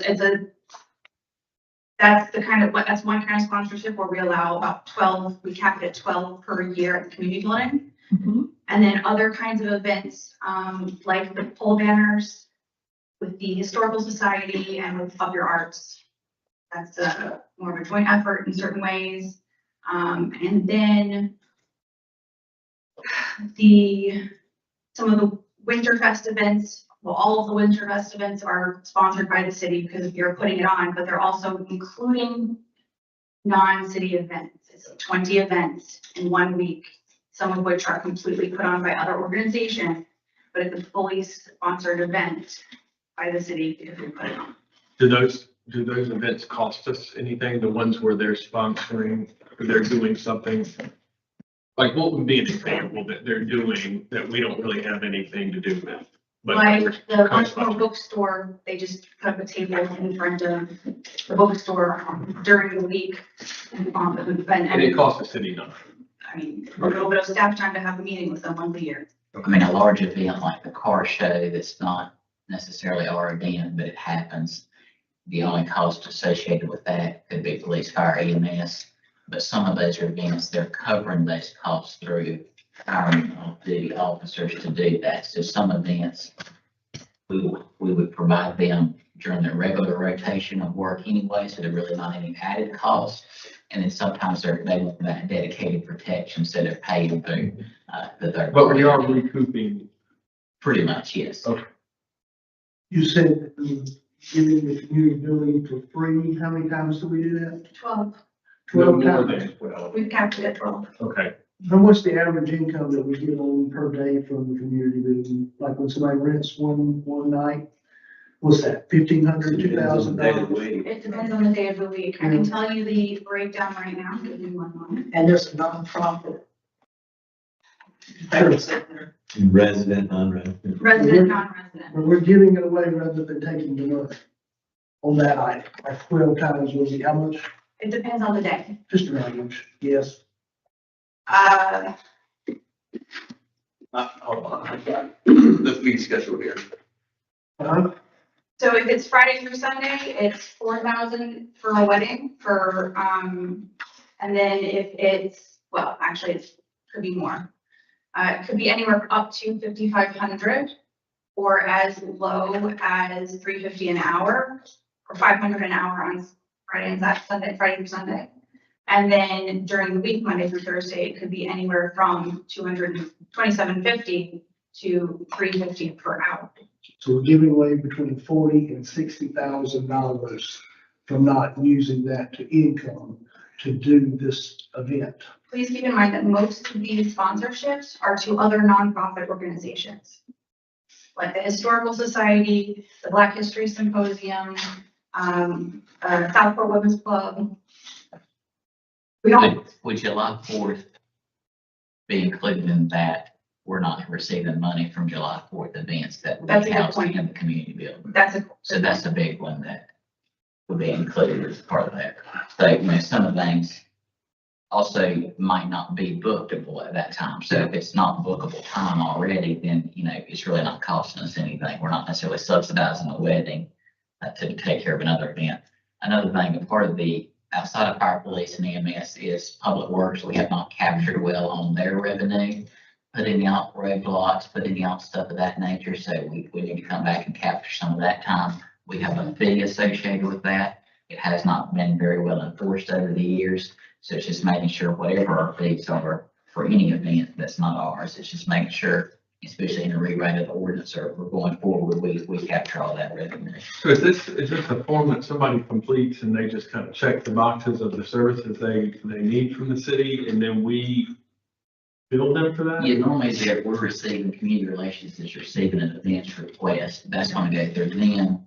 It's going to go through police, fire, EMS, public works. It's eventually going to come to me. A lot of times, we sit down, especially if it's a major event, what does that look like? What's going to be required from the city's perspective? So yeah, there's a process, what's needed from the city is one of those questions. Is that just general police that are already out there? Do they dedicate police? And then, we would give them the option to hire, or we would have them hire the off-duty officers. We wouldn't subsidize that. So most of that is already covered in that event process as we receive that. I'm curious whether we're charging enough for weddings. Seriously, I know there are venues, I don't know if they're right. But we did, They increased it. we did just increase it with this current fee schedule. Well, she's an event planner. Right, but still, she She has did a it. good reason to want it to be low. So yeah, I think. But there are places that charge $12,000. Right, I think, Karen, our building manager can speak to it more, but I think, we had a big increase last year. I think there are some upgrades that are needed to the building that other places have astronomically high cost. You're having a higher quality building. So I think, yes, I think we have an opportunity to, over the years as we go forward, steadily increase that, but I think we also have to do work to the building from feedback received to get us to that point. I don't disagree with you, Love. I had my next card was increased wedding fees for 5%. So and we run those numbers, that's about a $10,000 increase. I had 11,500. Yeah. There you go, Mark, here's your printer. Thank you, sir. Appreciate it. Going back to occupancy tax, in this handout that you gave us, and I know they use it for beach renourishment, but Castle Beach, Holden Beach, Ocean Isle, and Bald Head all get 6%. Right. So my question, No, they don't. well, where did this say do? It's 3% in sand tax and 2% in occupancy and 1% is county. At Holt, well, So that's for Oak Island. no, I didn't call Oak Island. Right, so it's all going back to the, Casual, Home Beach and. Ocean Isle and Bald Head. And Castle West, no, Oak Island. It says 6%. In this, what he gave us. So occupancy, No, I looked at, I looked tax is it up. capped at 5%. I looked it up online. It looked up online.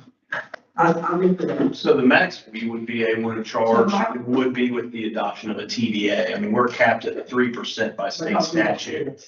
Correct, yeah. What I'm wondering is if we could, if there would be a way that we could get our own local bill that allow, Sorry. something that helped us, that would allow us to, have a higher rate for the occupancy tax. Yes, absolutely. I mean, It's something, we're capped by state statutes, and that would be the way to address it. I think even if you tie it to, like the other beach town says, beach renourishment, so we don't necessarily need that, but we could tie it to shoreline or infrastructure. or Infrastructure, something that's like what that. I'm saying, because So, when you yeah. read it, the fact that our biggest thing is everybody's driving into town, and you'd be able to use it for that specific thing, but I'd like us to talk with our legislators, possibly give us a local bill that would allow us to do that without a TDA. I don't know if you have to have a TDA, Have to have a TDA. well, then whatever all that looks like.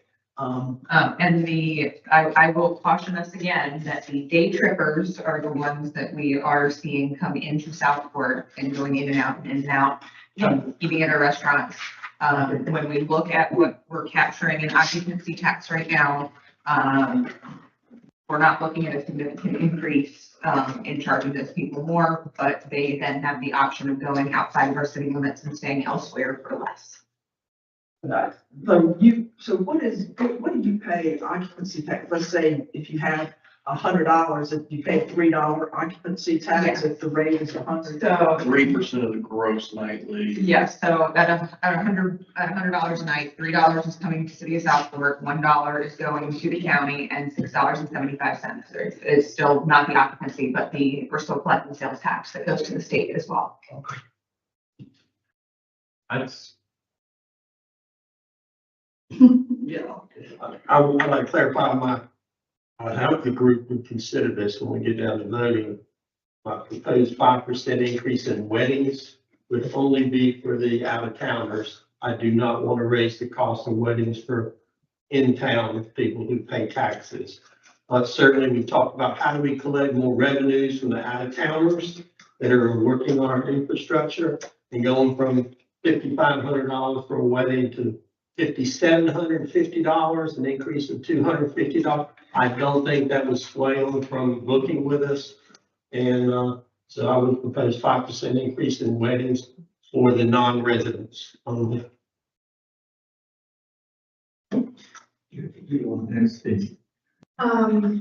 My suggestion, rather than raising it across the board, if that's what you're wanting to do, is offer. I want to raise it across the board just for out-of-towners. Right, across Non-residents. the board for, Yeah.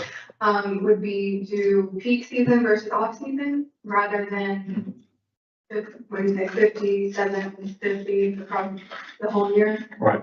I would recommend approaching it that way if it is increased at all, because like we mentioned earlier, we need to put money into the building to even attract people to want to get married there at an even higher price, because comparable venues that we have in the area, they offer day of coordinators, they offer in-house catering, they offer more than we have. We're basically building tables, chairs. But they don't offer, You, they don't offer RV. of course. And I went by and spoke to one of your coworkers back in March, I think, and she told me that we had 94 weddings booked from March till November. That was me at actually 65. 65, well, I compliment you for the 65. Well, thank you. That's a really good work you're doing, and I appreciate it. What do they complain about our building? have you been there? The kitchen, really. We provide those wonderful chairs that are so comfortable. I mean, seriously, what's wrong with the building? There's nothing wrong with the building. I would just say routine improvements mainly. The main question I get asked, and Gianna gets asked on many tours, is can those flags come down? And that's. Say that again. Can and those the flags? flags up top. And I honestly I'm just being completely honest, I had someone not choose us because of that. Because of the flag. Yes, ma'am. I mean, obviously, we're very popular. We brought in close to 300,000 this fiscal year. We're working very hard on marketing, but we can only market it so well to keep increasing the price on an annual basis at this point. So is there a recommendation in their budget for upgrades to that building? So there are some, not many. something that needs to be done is, painting on the exterior, which is not included. So I think there are supplemental options to look at before the budget's adopted, to look at a base. What Interior upgrades are paint, needed. everything. We did spend a lot of money on the deck. That's right, we just, Yeah. the outside. Yes, sir. It So, was neat. That was necessary. It was neat. so it looks great, and every time I ride by there, it seems like somebody's up there with lights and a bar, so, It's neat. we're glad to have something proper. Did they stain it? Did it get stained? It has to, sit for a year, is what I was told. If we can get a little more revenues from the wedding venue bookers, then we can put it into the building. That's twice. Anything else? Is there going to the flags, is there a big groundswell of support to keep them there? Well, there's a way to take them, I You guess. can't take them down, and put it back up. No, you We don't want to have risk, employee falling or something. I mean, if we want to, we could put them for board meetings to still honor them. I think they're the military flags. I mean, we can have them for the board meetings, still keep them in there for that, and not have to keep them. You're It talking was, about having a flag staff. it was, historically, it was a USO building. Is that why we've got the I flags? think that's what I've heard. As regards to you answering that. It was a USO building. Did burn down. It's a military, it's a military. It's a military, yes, It comes under the USA. yes, ma'am. We're lucky to have it. Yes. It could have been something else. So do we have to keep the flags up? No, that's No. just. I think It's our decision. what it's been. As long as we display them, on flag staff, as opposed to hanging from the ceiling. We can choose when we bring them in and out. That's good. I'd say take them down. I mean, it would make sense, especially if it's costing. Take them, and if we can clean up the fireplace at all, I mean, it's ugly. Yeah. Right. And I know one of the other things that we've talked about in the land mentioned that, I mean, there's kitchen appliances in there that are in desperate need. I think the oven doesn't even work right. I mean, I have a list of, things we can do for sure. I would love to, increase profit tenfold. And we have lots of potential, but we do have to put money into it if we want that return. I think it has so much potential. So you said 65 booked through November. Yeah, March to November, and that's just weddings. That's not, Other events. sponsored events, anniversary parties. all So how many other events do you think, so the question goes back to Paul's concept, raise the rate. It's been my experience in other things, you raise your rate until people stop coming. And then you bring it down just a bit, and they show back up. We're not gonna stop people from coming to Southport. So how many more events do you think you could pick up during that same period of time, if any? If the building were upgraded and the amount was not increased, or would, Well, I think we need to increase the amount. I think I that, think, something that's untapped potential is non-wedding events. It's very low fees. I mean, speaking as a funeral director, you're not getting a building for a funeral, a celebration of life for $200. Not that we need to make money on the deceased, but I'm saying. at least they don't yell at me. I'm saying, if you look at the non-memorial service and events, 500, 350, you can't get an event space for a wedding party or a baby shower for that. So I think that is a potential. I think the hourly minimum could be raised too, from personally working with Karen, having an event there. I mean, 2 hours, you need an hour to set up and clean up regardless. So, I think there's room for that as well. Well, why don't y'all bring us something as it relate, and also your recommendations. Bring something back and raise revenues, not on the city taxpayers, but on the out of towners. And how we can cover some of the recommended upgrades that the staff recommend. What is it? Just out of curiosity, if they complained about the bride's room. well, we just updated it in January, so Looks a hopefully. lot better. It does, but at the same time, a lot of the venues really are quite luxurious. Mhm. I mean, it's I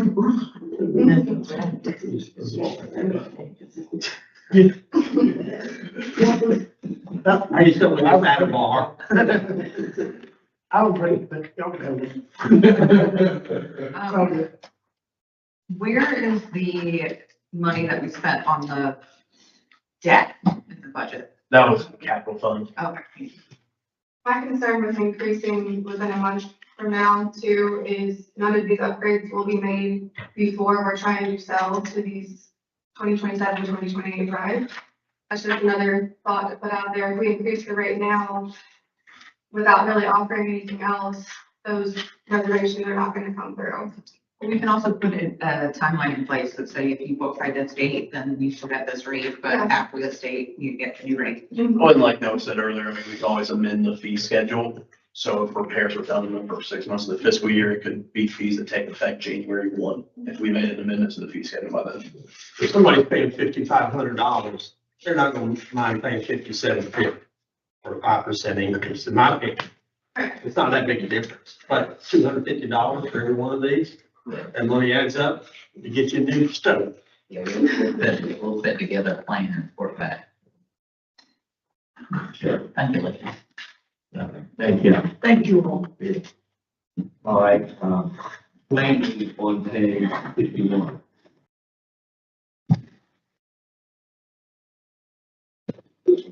Fifty-one. Y'all have fun. Tax rate. So we can sell ads and put them on the TV bill.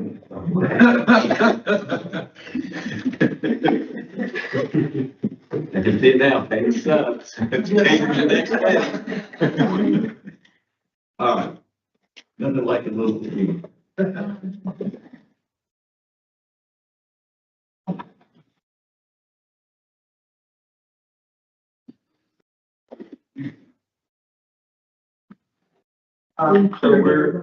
So with regards to the code enforcement, so we're gonna do away with the current code enforcement position and rely on contract. And what, so talk to us a little bit, if you could just help me, like, just justify that. Talk to me about the numbers. Well, I think it goes to saving number one, we're saving that they were contributing more to the contractor.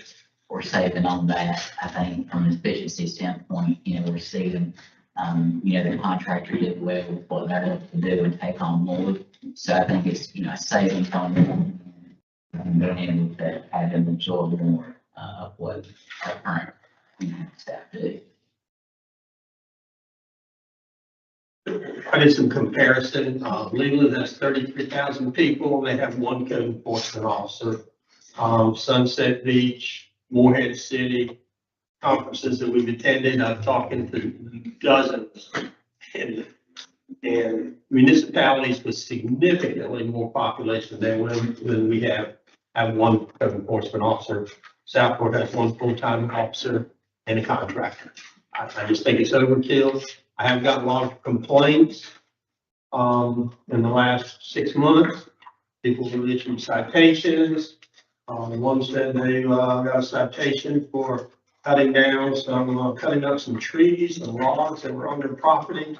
Well, those trees and logs came from the dog park. They didn't cut them up, somebody else did. They may have stacked them on their property, but I think they eventually got it lifted, but. It's just a matter of comparing to other communities, and I think we're still on some. I'm good with moving towards, I just didn't, I was, wanting to make sure that we're seeing the benefit, and then if not, there's gonna be somebody without a job.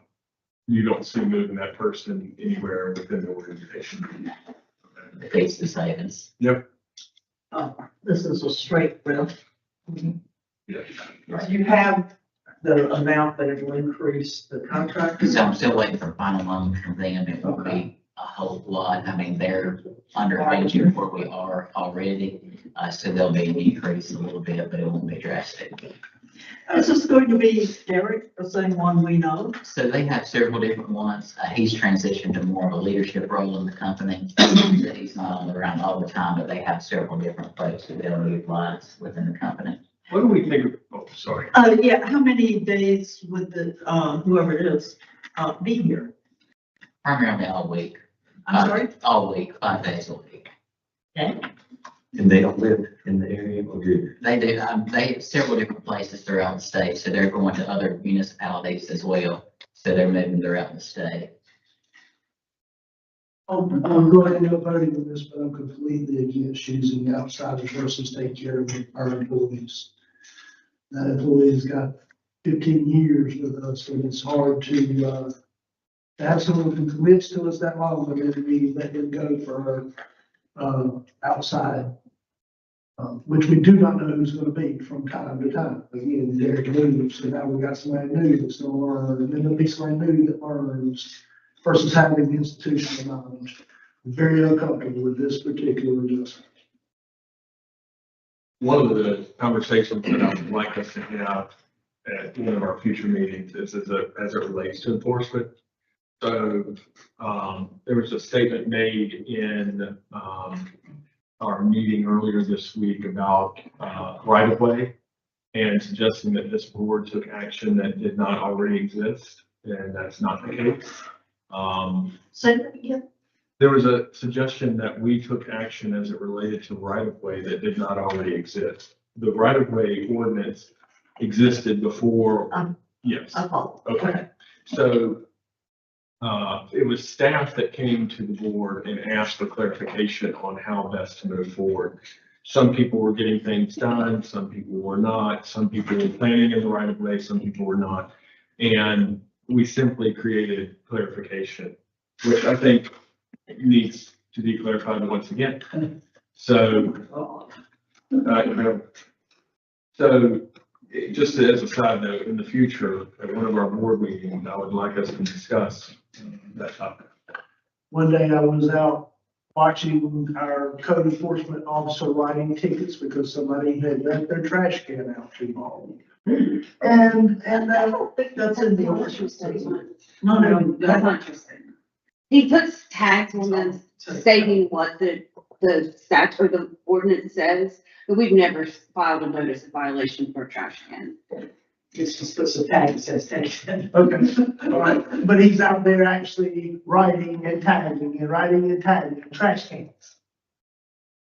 Oak Island and Cap. Under what ordinance? Well, you're not supposed to leave. It has to be in 2 days after the trash. It's in the code ordinance. It has to be in 2 days after the garbage pickup. So they're not gonna have those big canisters out all over town on the side of the road. Oak Island, actually, I think they require you to, 24 hours. yeah, and you have to, didn't they have some kind of screening of their garbage cans?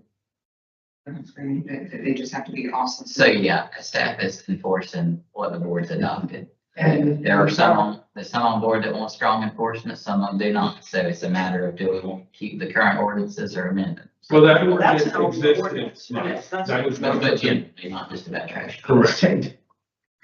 Well, I think we start, no, heck, no, yes, let's talk about it. Let's have a serious conversation about it because. Today, No, not today, not today, I'm asking for that in the future, but the problem is that, you know, we know it's an issue. And staff needs honest, real direction of whatever the consensus of the board is. Yeah, this motion, Correct. it's not 20 years ago. Correct. And then, and just last year, we had consensus. And it still seems to be an issue. There's several things that we need to identify where we really stay. And then follow and not compromise no way in administrating. We got a lot of things like that. Everybody wants to do something different. okay, going back to, planning, can you, it says contract services and then it. Where are you? I'm on page 53, 53011 at the top of the page, which is proposed budget 259. So that is the increase from the UDA rewrite.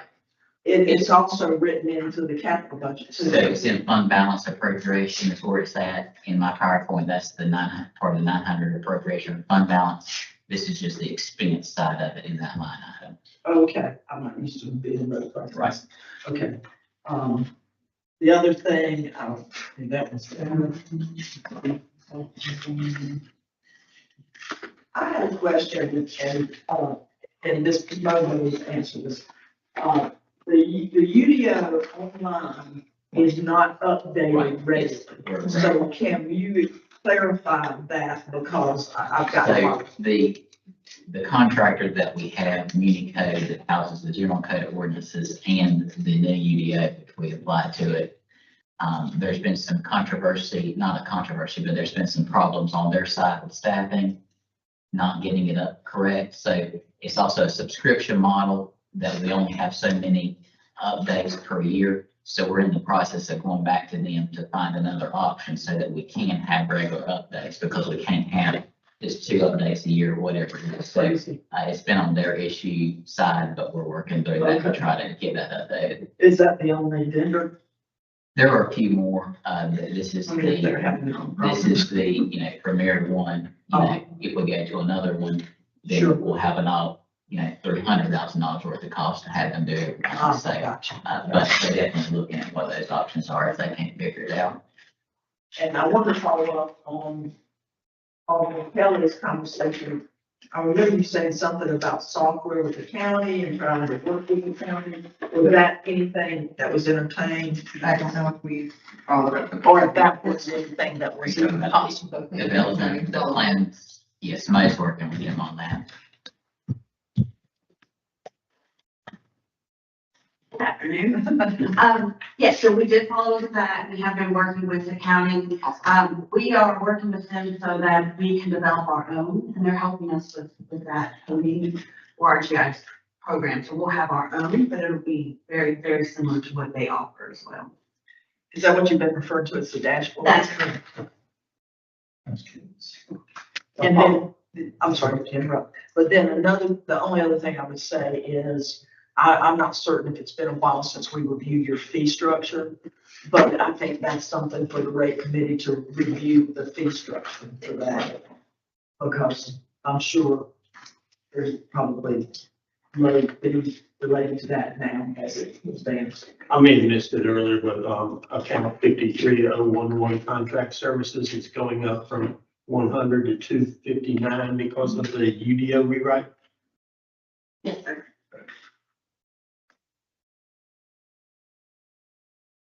Also, I didn't see, there's no funding for training like the planning board or either, board of adjustment. That'll be a part of the general training line item there, 5,300 on page 5,200. So that is where that will be housed. There's a $3,000 increase in that. It's back on 52, account 5,300. We budgeted 7,000, we're at about 7,000, and we're proposing 10,000. Okay. You know, there again, we have And that a lot of includes- interest, so certainly want them to take advantage of that. That includes getting them books like the Right. Robert's Rules for Done, or whatever we did. Well, and a lot of that comes from department supplies also, like we talked about earlier, some of those come out of that. Okay. Making sure they know it too, if they have access, like a school government. Yes, we're trying to get that to them.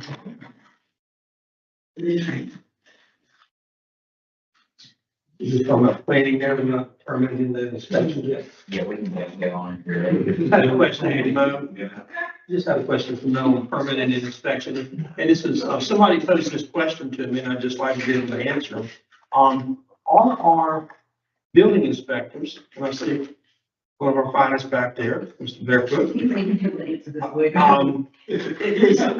Is our building inspectors certified to also do fire marshal inspections? Yeah, We can do fire inspections. you can do fire We inspections. do level 1 fire inspections at the moment. We're working on our level 2 and 3 certifications. Okay. Well, what's the difference between level one? Square footage and height. So what square footage and height can you? Say the hospital is a level 3, so we can do a hospital. Okay. Some restaurants that are 2-story are level 2. We can't do those at the present moment. Okay. You can do we can do everything else. Everything in one-story homes, two-story homes? Well, single families are not into fire inspections. That's right. It's just commercial. Just commercial buildings, right. You can do 1 and 2-story commercial buildings that, a fire marshal currently do. You're also certified to do Yes. it. Oh, that's helpful. Thank you. Is it up to a certain square footage or just in, just height? It's certain square footage. Okay. So level 2 is up to 60,000 square feet, single level. When you get into a restaurant, an A2 restaurant that's 2-story, that is a level 3 inspection. And that's just because it's a 2-story building. So you can do almost everything except for Yes. box stores. Almost. And I would say probably another year and a half, maybe 2, we'll be able to do everything in the city of Southwood. What would get you there? What's missing? Just time. With now? It's time. Okay. The state requires us so much time to be certified. Then with class tests, then state exams after that.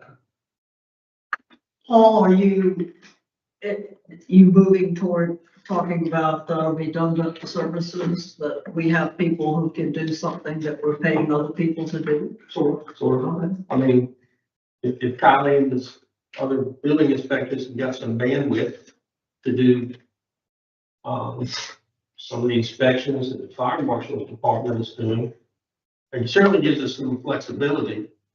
Haven't really concluded what that means, but it's nice to know.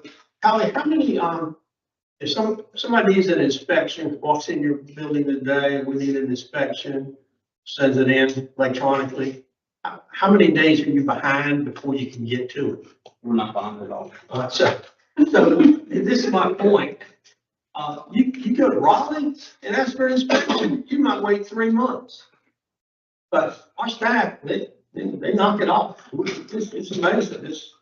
And I appreciate how you get to these inspections, and it's good to know that you have the additional skill set to do fire inspections as well. I don't know how to see that as redundancy so much, Low. I mean, one of the issues is if it becomes a planning role, then you lose income in the fire.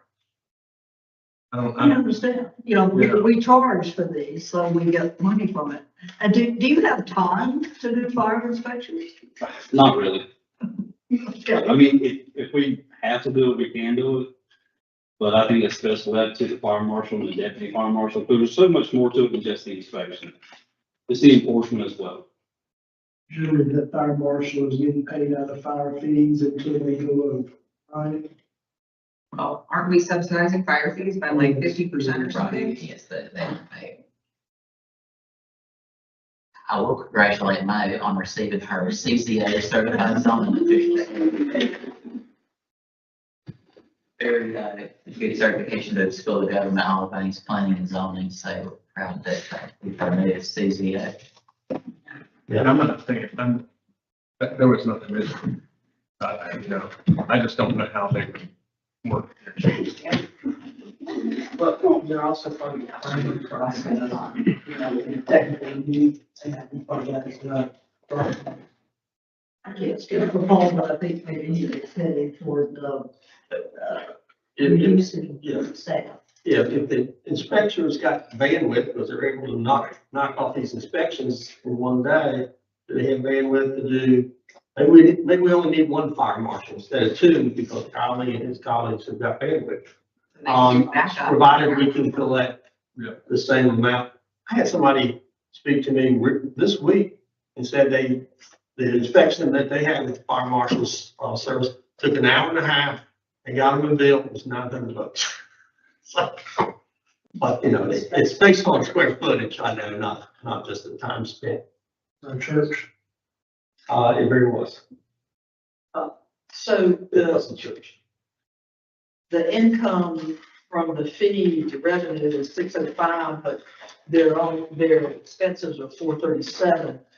How are you assigning the rest of that money? Because I know you're kind of restricted. Right, so much of that goes into planning. Correct, yeah, it goes into offsetting, so the departments are separate, but they're within the same development services, household and state legislature. So That supplement the plan. Correct, yeah.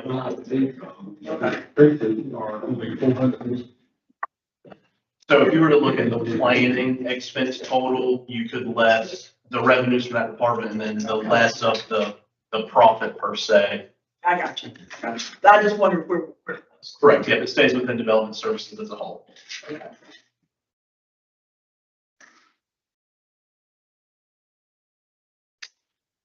The building inspector, that's really all I have. Yeah.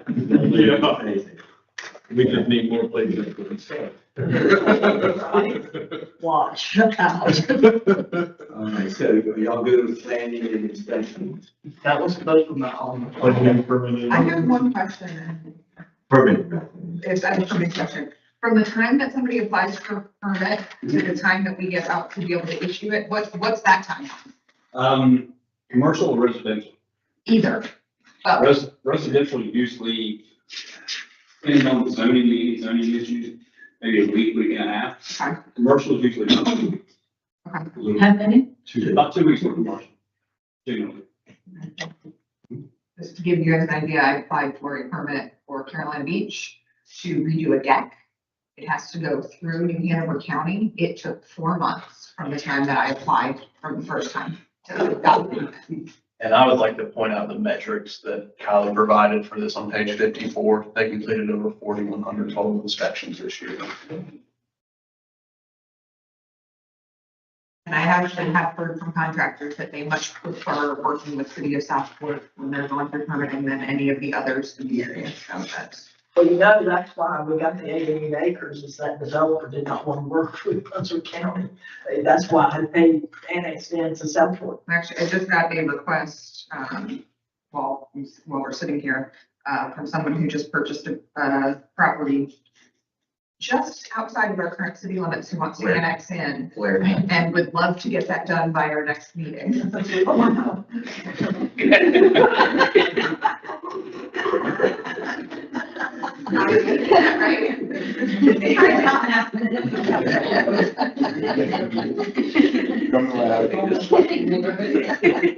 Oh, wait, This sounds like a good human. Go yeah, figure. right? Extract, extract. all right. Figure out how to do that. Let's get a bid back. Let us change the mind. All right, so, Any other things? anything?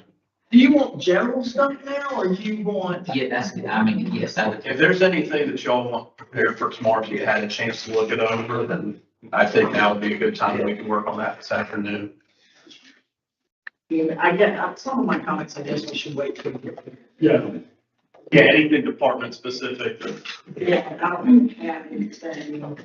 I had asked for the numbers for the sheriff's department, which is leasing us, but just for comparison's sake. Lots of information. Well, Todd's gonna be here tomorrow. So, And that is not me coming at the police department. I will be very clear with that. I just want to make sure we're looking at all of the options and what the cost is for that. And then Can we, is there a possibility of entertaining the idea of having 2 to 4 interns over the next year at $5,000 per intern, part-time, out of the early colleges, and where would we put that? I would like to investigate that.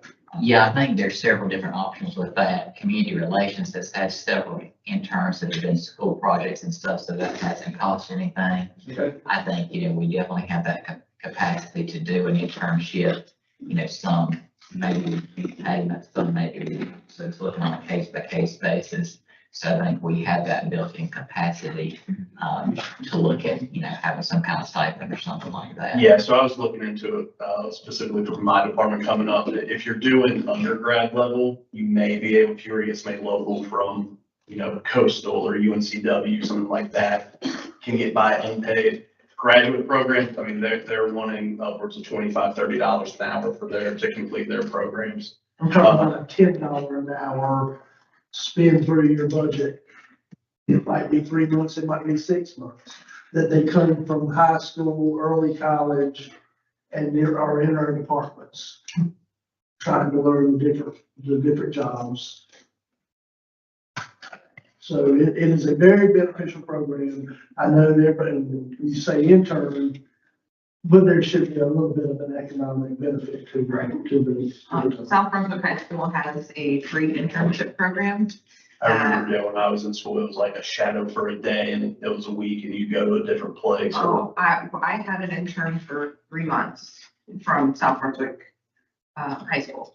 So it's something that if we contact the high school, I think I've got a contact for you, that we can reach out. And, that's something that's during the school year though, it's not during, off season, that might be somebody that would be interested in. Well, I'm thinking, looking at, beyond that as well, I think, there's opportunities out there as well, as an early college graduate myself.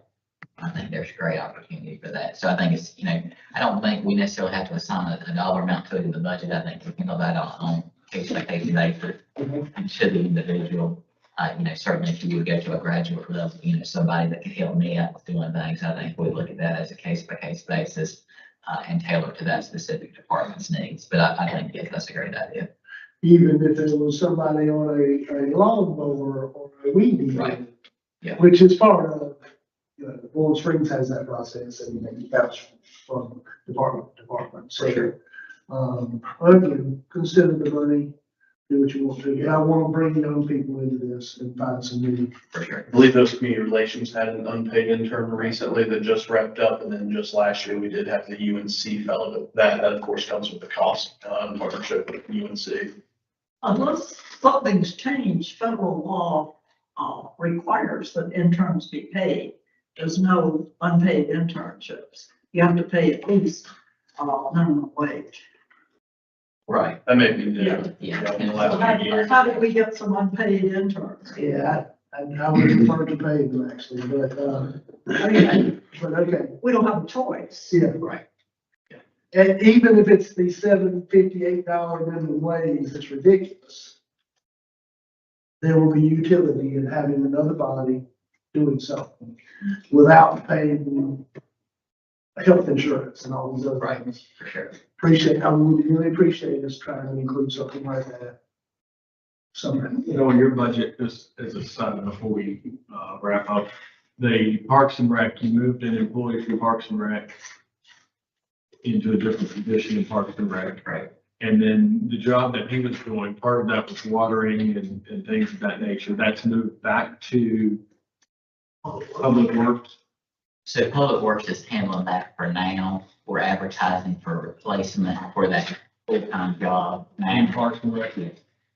Well, the watering of the planters and stuff around town should have always been in public Right. works. I mean, that's not the only job. It's, this job helps Michael and all the parks maintenance Yeah. and all that activity. So that'll be what it is. But yeah, Public Works is handling the water for now. And so you see that being transitioned back to Parks and Rec at some point. Yes, the position that we're hiring for is going back to be Okay. under Michael. Since they're responsible for all our parks. And the equipment and everything, that's not been transferred to Parks, to Public Works. It's being used by Public Works and then it'll come back to Parks. and Rec. Right, the only thing I think Public Works is using now is the tank on one of their trucks for the water to water the plants. That's the only Okay. equipment. But it's a share, they're not taking possession of it. No. Can I ask if we could get an update about shoreline stabilization? I don't need it today. So that'll be on your Thursday agenda. Bids have been done. The contractors have sent in their bids. We have the lowest responsible bidder. Final contract approval will be on Thursday. Construction will start by the end of the year. So we're there. And then can you get us an update on the yacht racing dredging? Yes, Conversation. so part of that is contingent upon the LDOT that is out of compliance with the federal channel there. So we're going a dual track between trying to get it deauthorized in Congress and having the board deauthorize it on their own. So we're going through that process to get that done so we can go forward with the dredging. Okay. And then there will be, we would come back with whatever match is required at that point for the dredging project. So you are moving forward with trying to get it decommissioned from them? Yes. Okay, awesome. That's those are cemetery committee, cemetery is in plan of the works, is that correct? Or cemetery? So yes, the cemetery mowing, it will be Public Works now instead of the third-party contractor. So that would be where that's headed. But what about the budget for, because we So- talked about so- budget for the cemetery. So the 5,000 is in capital. You know, I think there is that was, my base placeholder. I think, the committee had recommended, I think 90,000. Yeah. So there's, whatever the board's comfortable with to do, those items. Because they also were wanting to update software and, because they just have Wayne's old thing, so they'll need money for, Yeah, I'll send you their request, oh, okay. their full request that's broken down to several fiscal years. So then we can come back and look at whatever y'all want to do about that. Awesome. And we no longer have any involvement with John Ed Smith. That's correct. They did not want That's city probably, involved. I recommended that we take care of all the cemeteries, and they did not want that, so that's fine. well, they put in all the markers, Lowe's, the expert on John Smith. What do y'all want to know? Nothing, that they just put in. all- You don't want to know what Yeah, I want to thank Noah and the mayor for having been proactive in beginning preliminary conversations with the county on the possibility of having the county operating the best system. Because we're talking about a $1.1 million gap there. Yeah, Thank but I just want us all to know that citizens implored us to have an EMS system, so it needs to have certain standards. What so citizens are willing Yeah, to I'm pay. just telling I've asked, you, we didn't just think it up as in the you. background. And it needs to, the base station needs to stay here in Southport. I've asked the county manager for his team to put together some plans, so they're working on that. If the board decides to move in that direction, it will not happen by the fiscal year adoption. It will be a Sure. transition plan, whatever that looks like. Aren't they short already? They are. I understand. Yes. So being short already, and then we throw this on them, They hire people. well, how do we force them to do that? We don't force them. Well, if they hire our people, then they become their system where they're already short. That's what I'm just saying. There's much more to this than just, oh, now they're gonna be here for us. That it would have to be their standards, the employees meet their hiring standards to then come aboard, so that, it's the whole process. I mean, they may not be able to do it, but we're just looking into it for them. All right, very, very good meeting. Thank you, board. Thank you to the staff, thank you to the manager, and thank y'all for your attendance. And is there a motion to adjourn? So moved. Second. Okay, the motion is second. All in favor? Workshop adjourned. We will start at 9 a.m. tomorrow.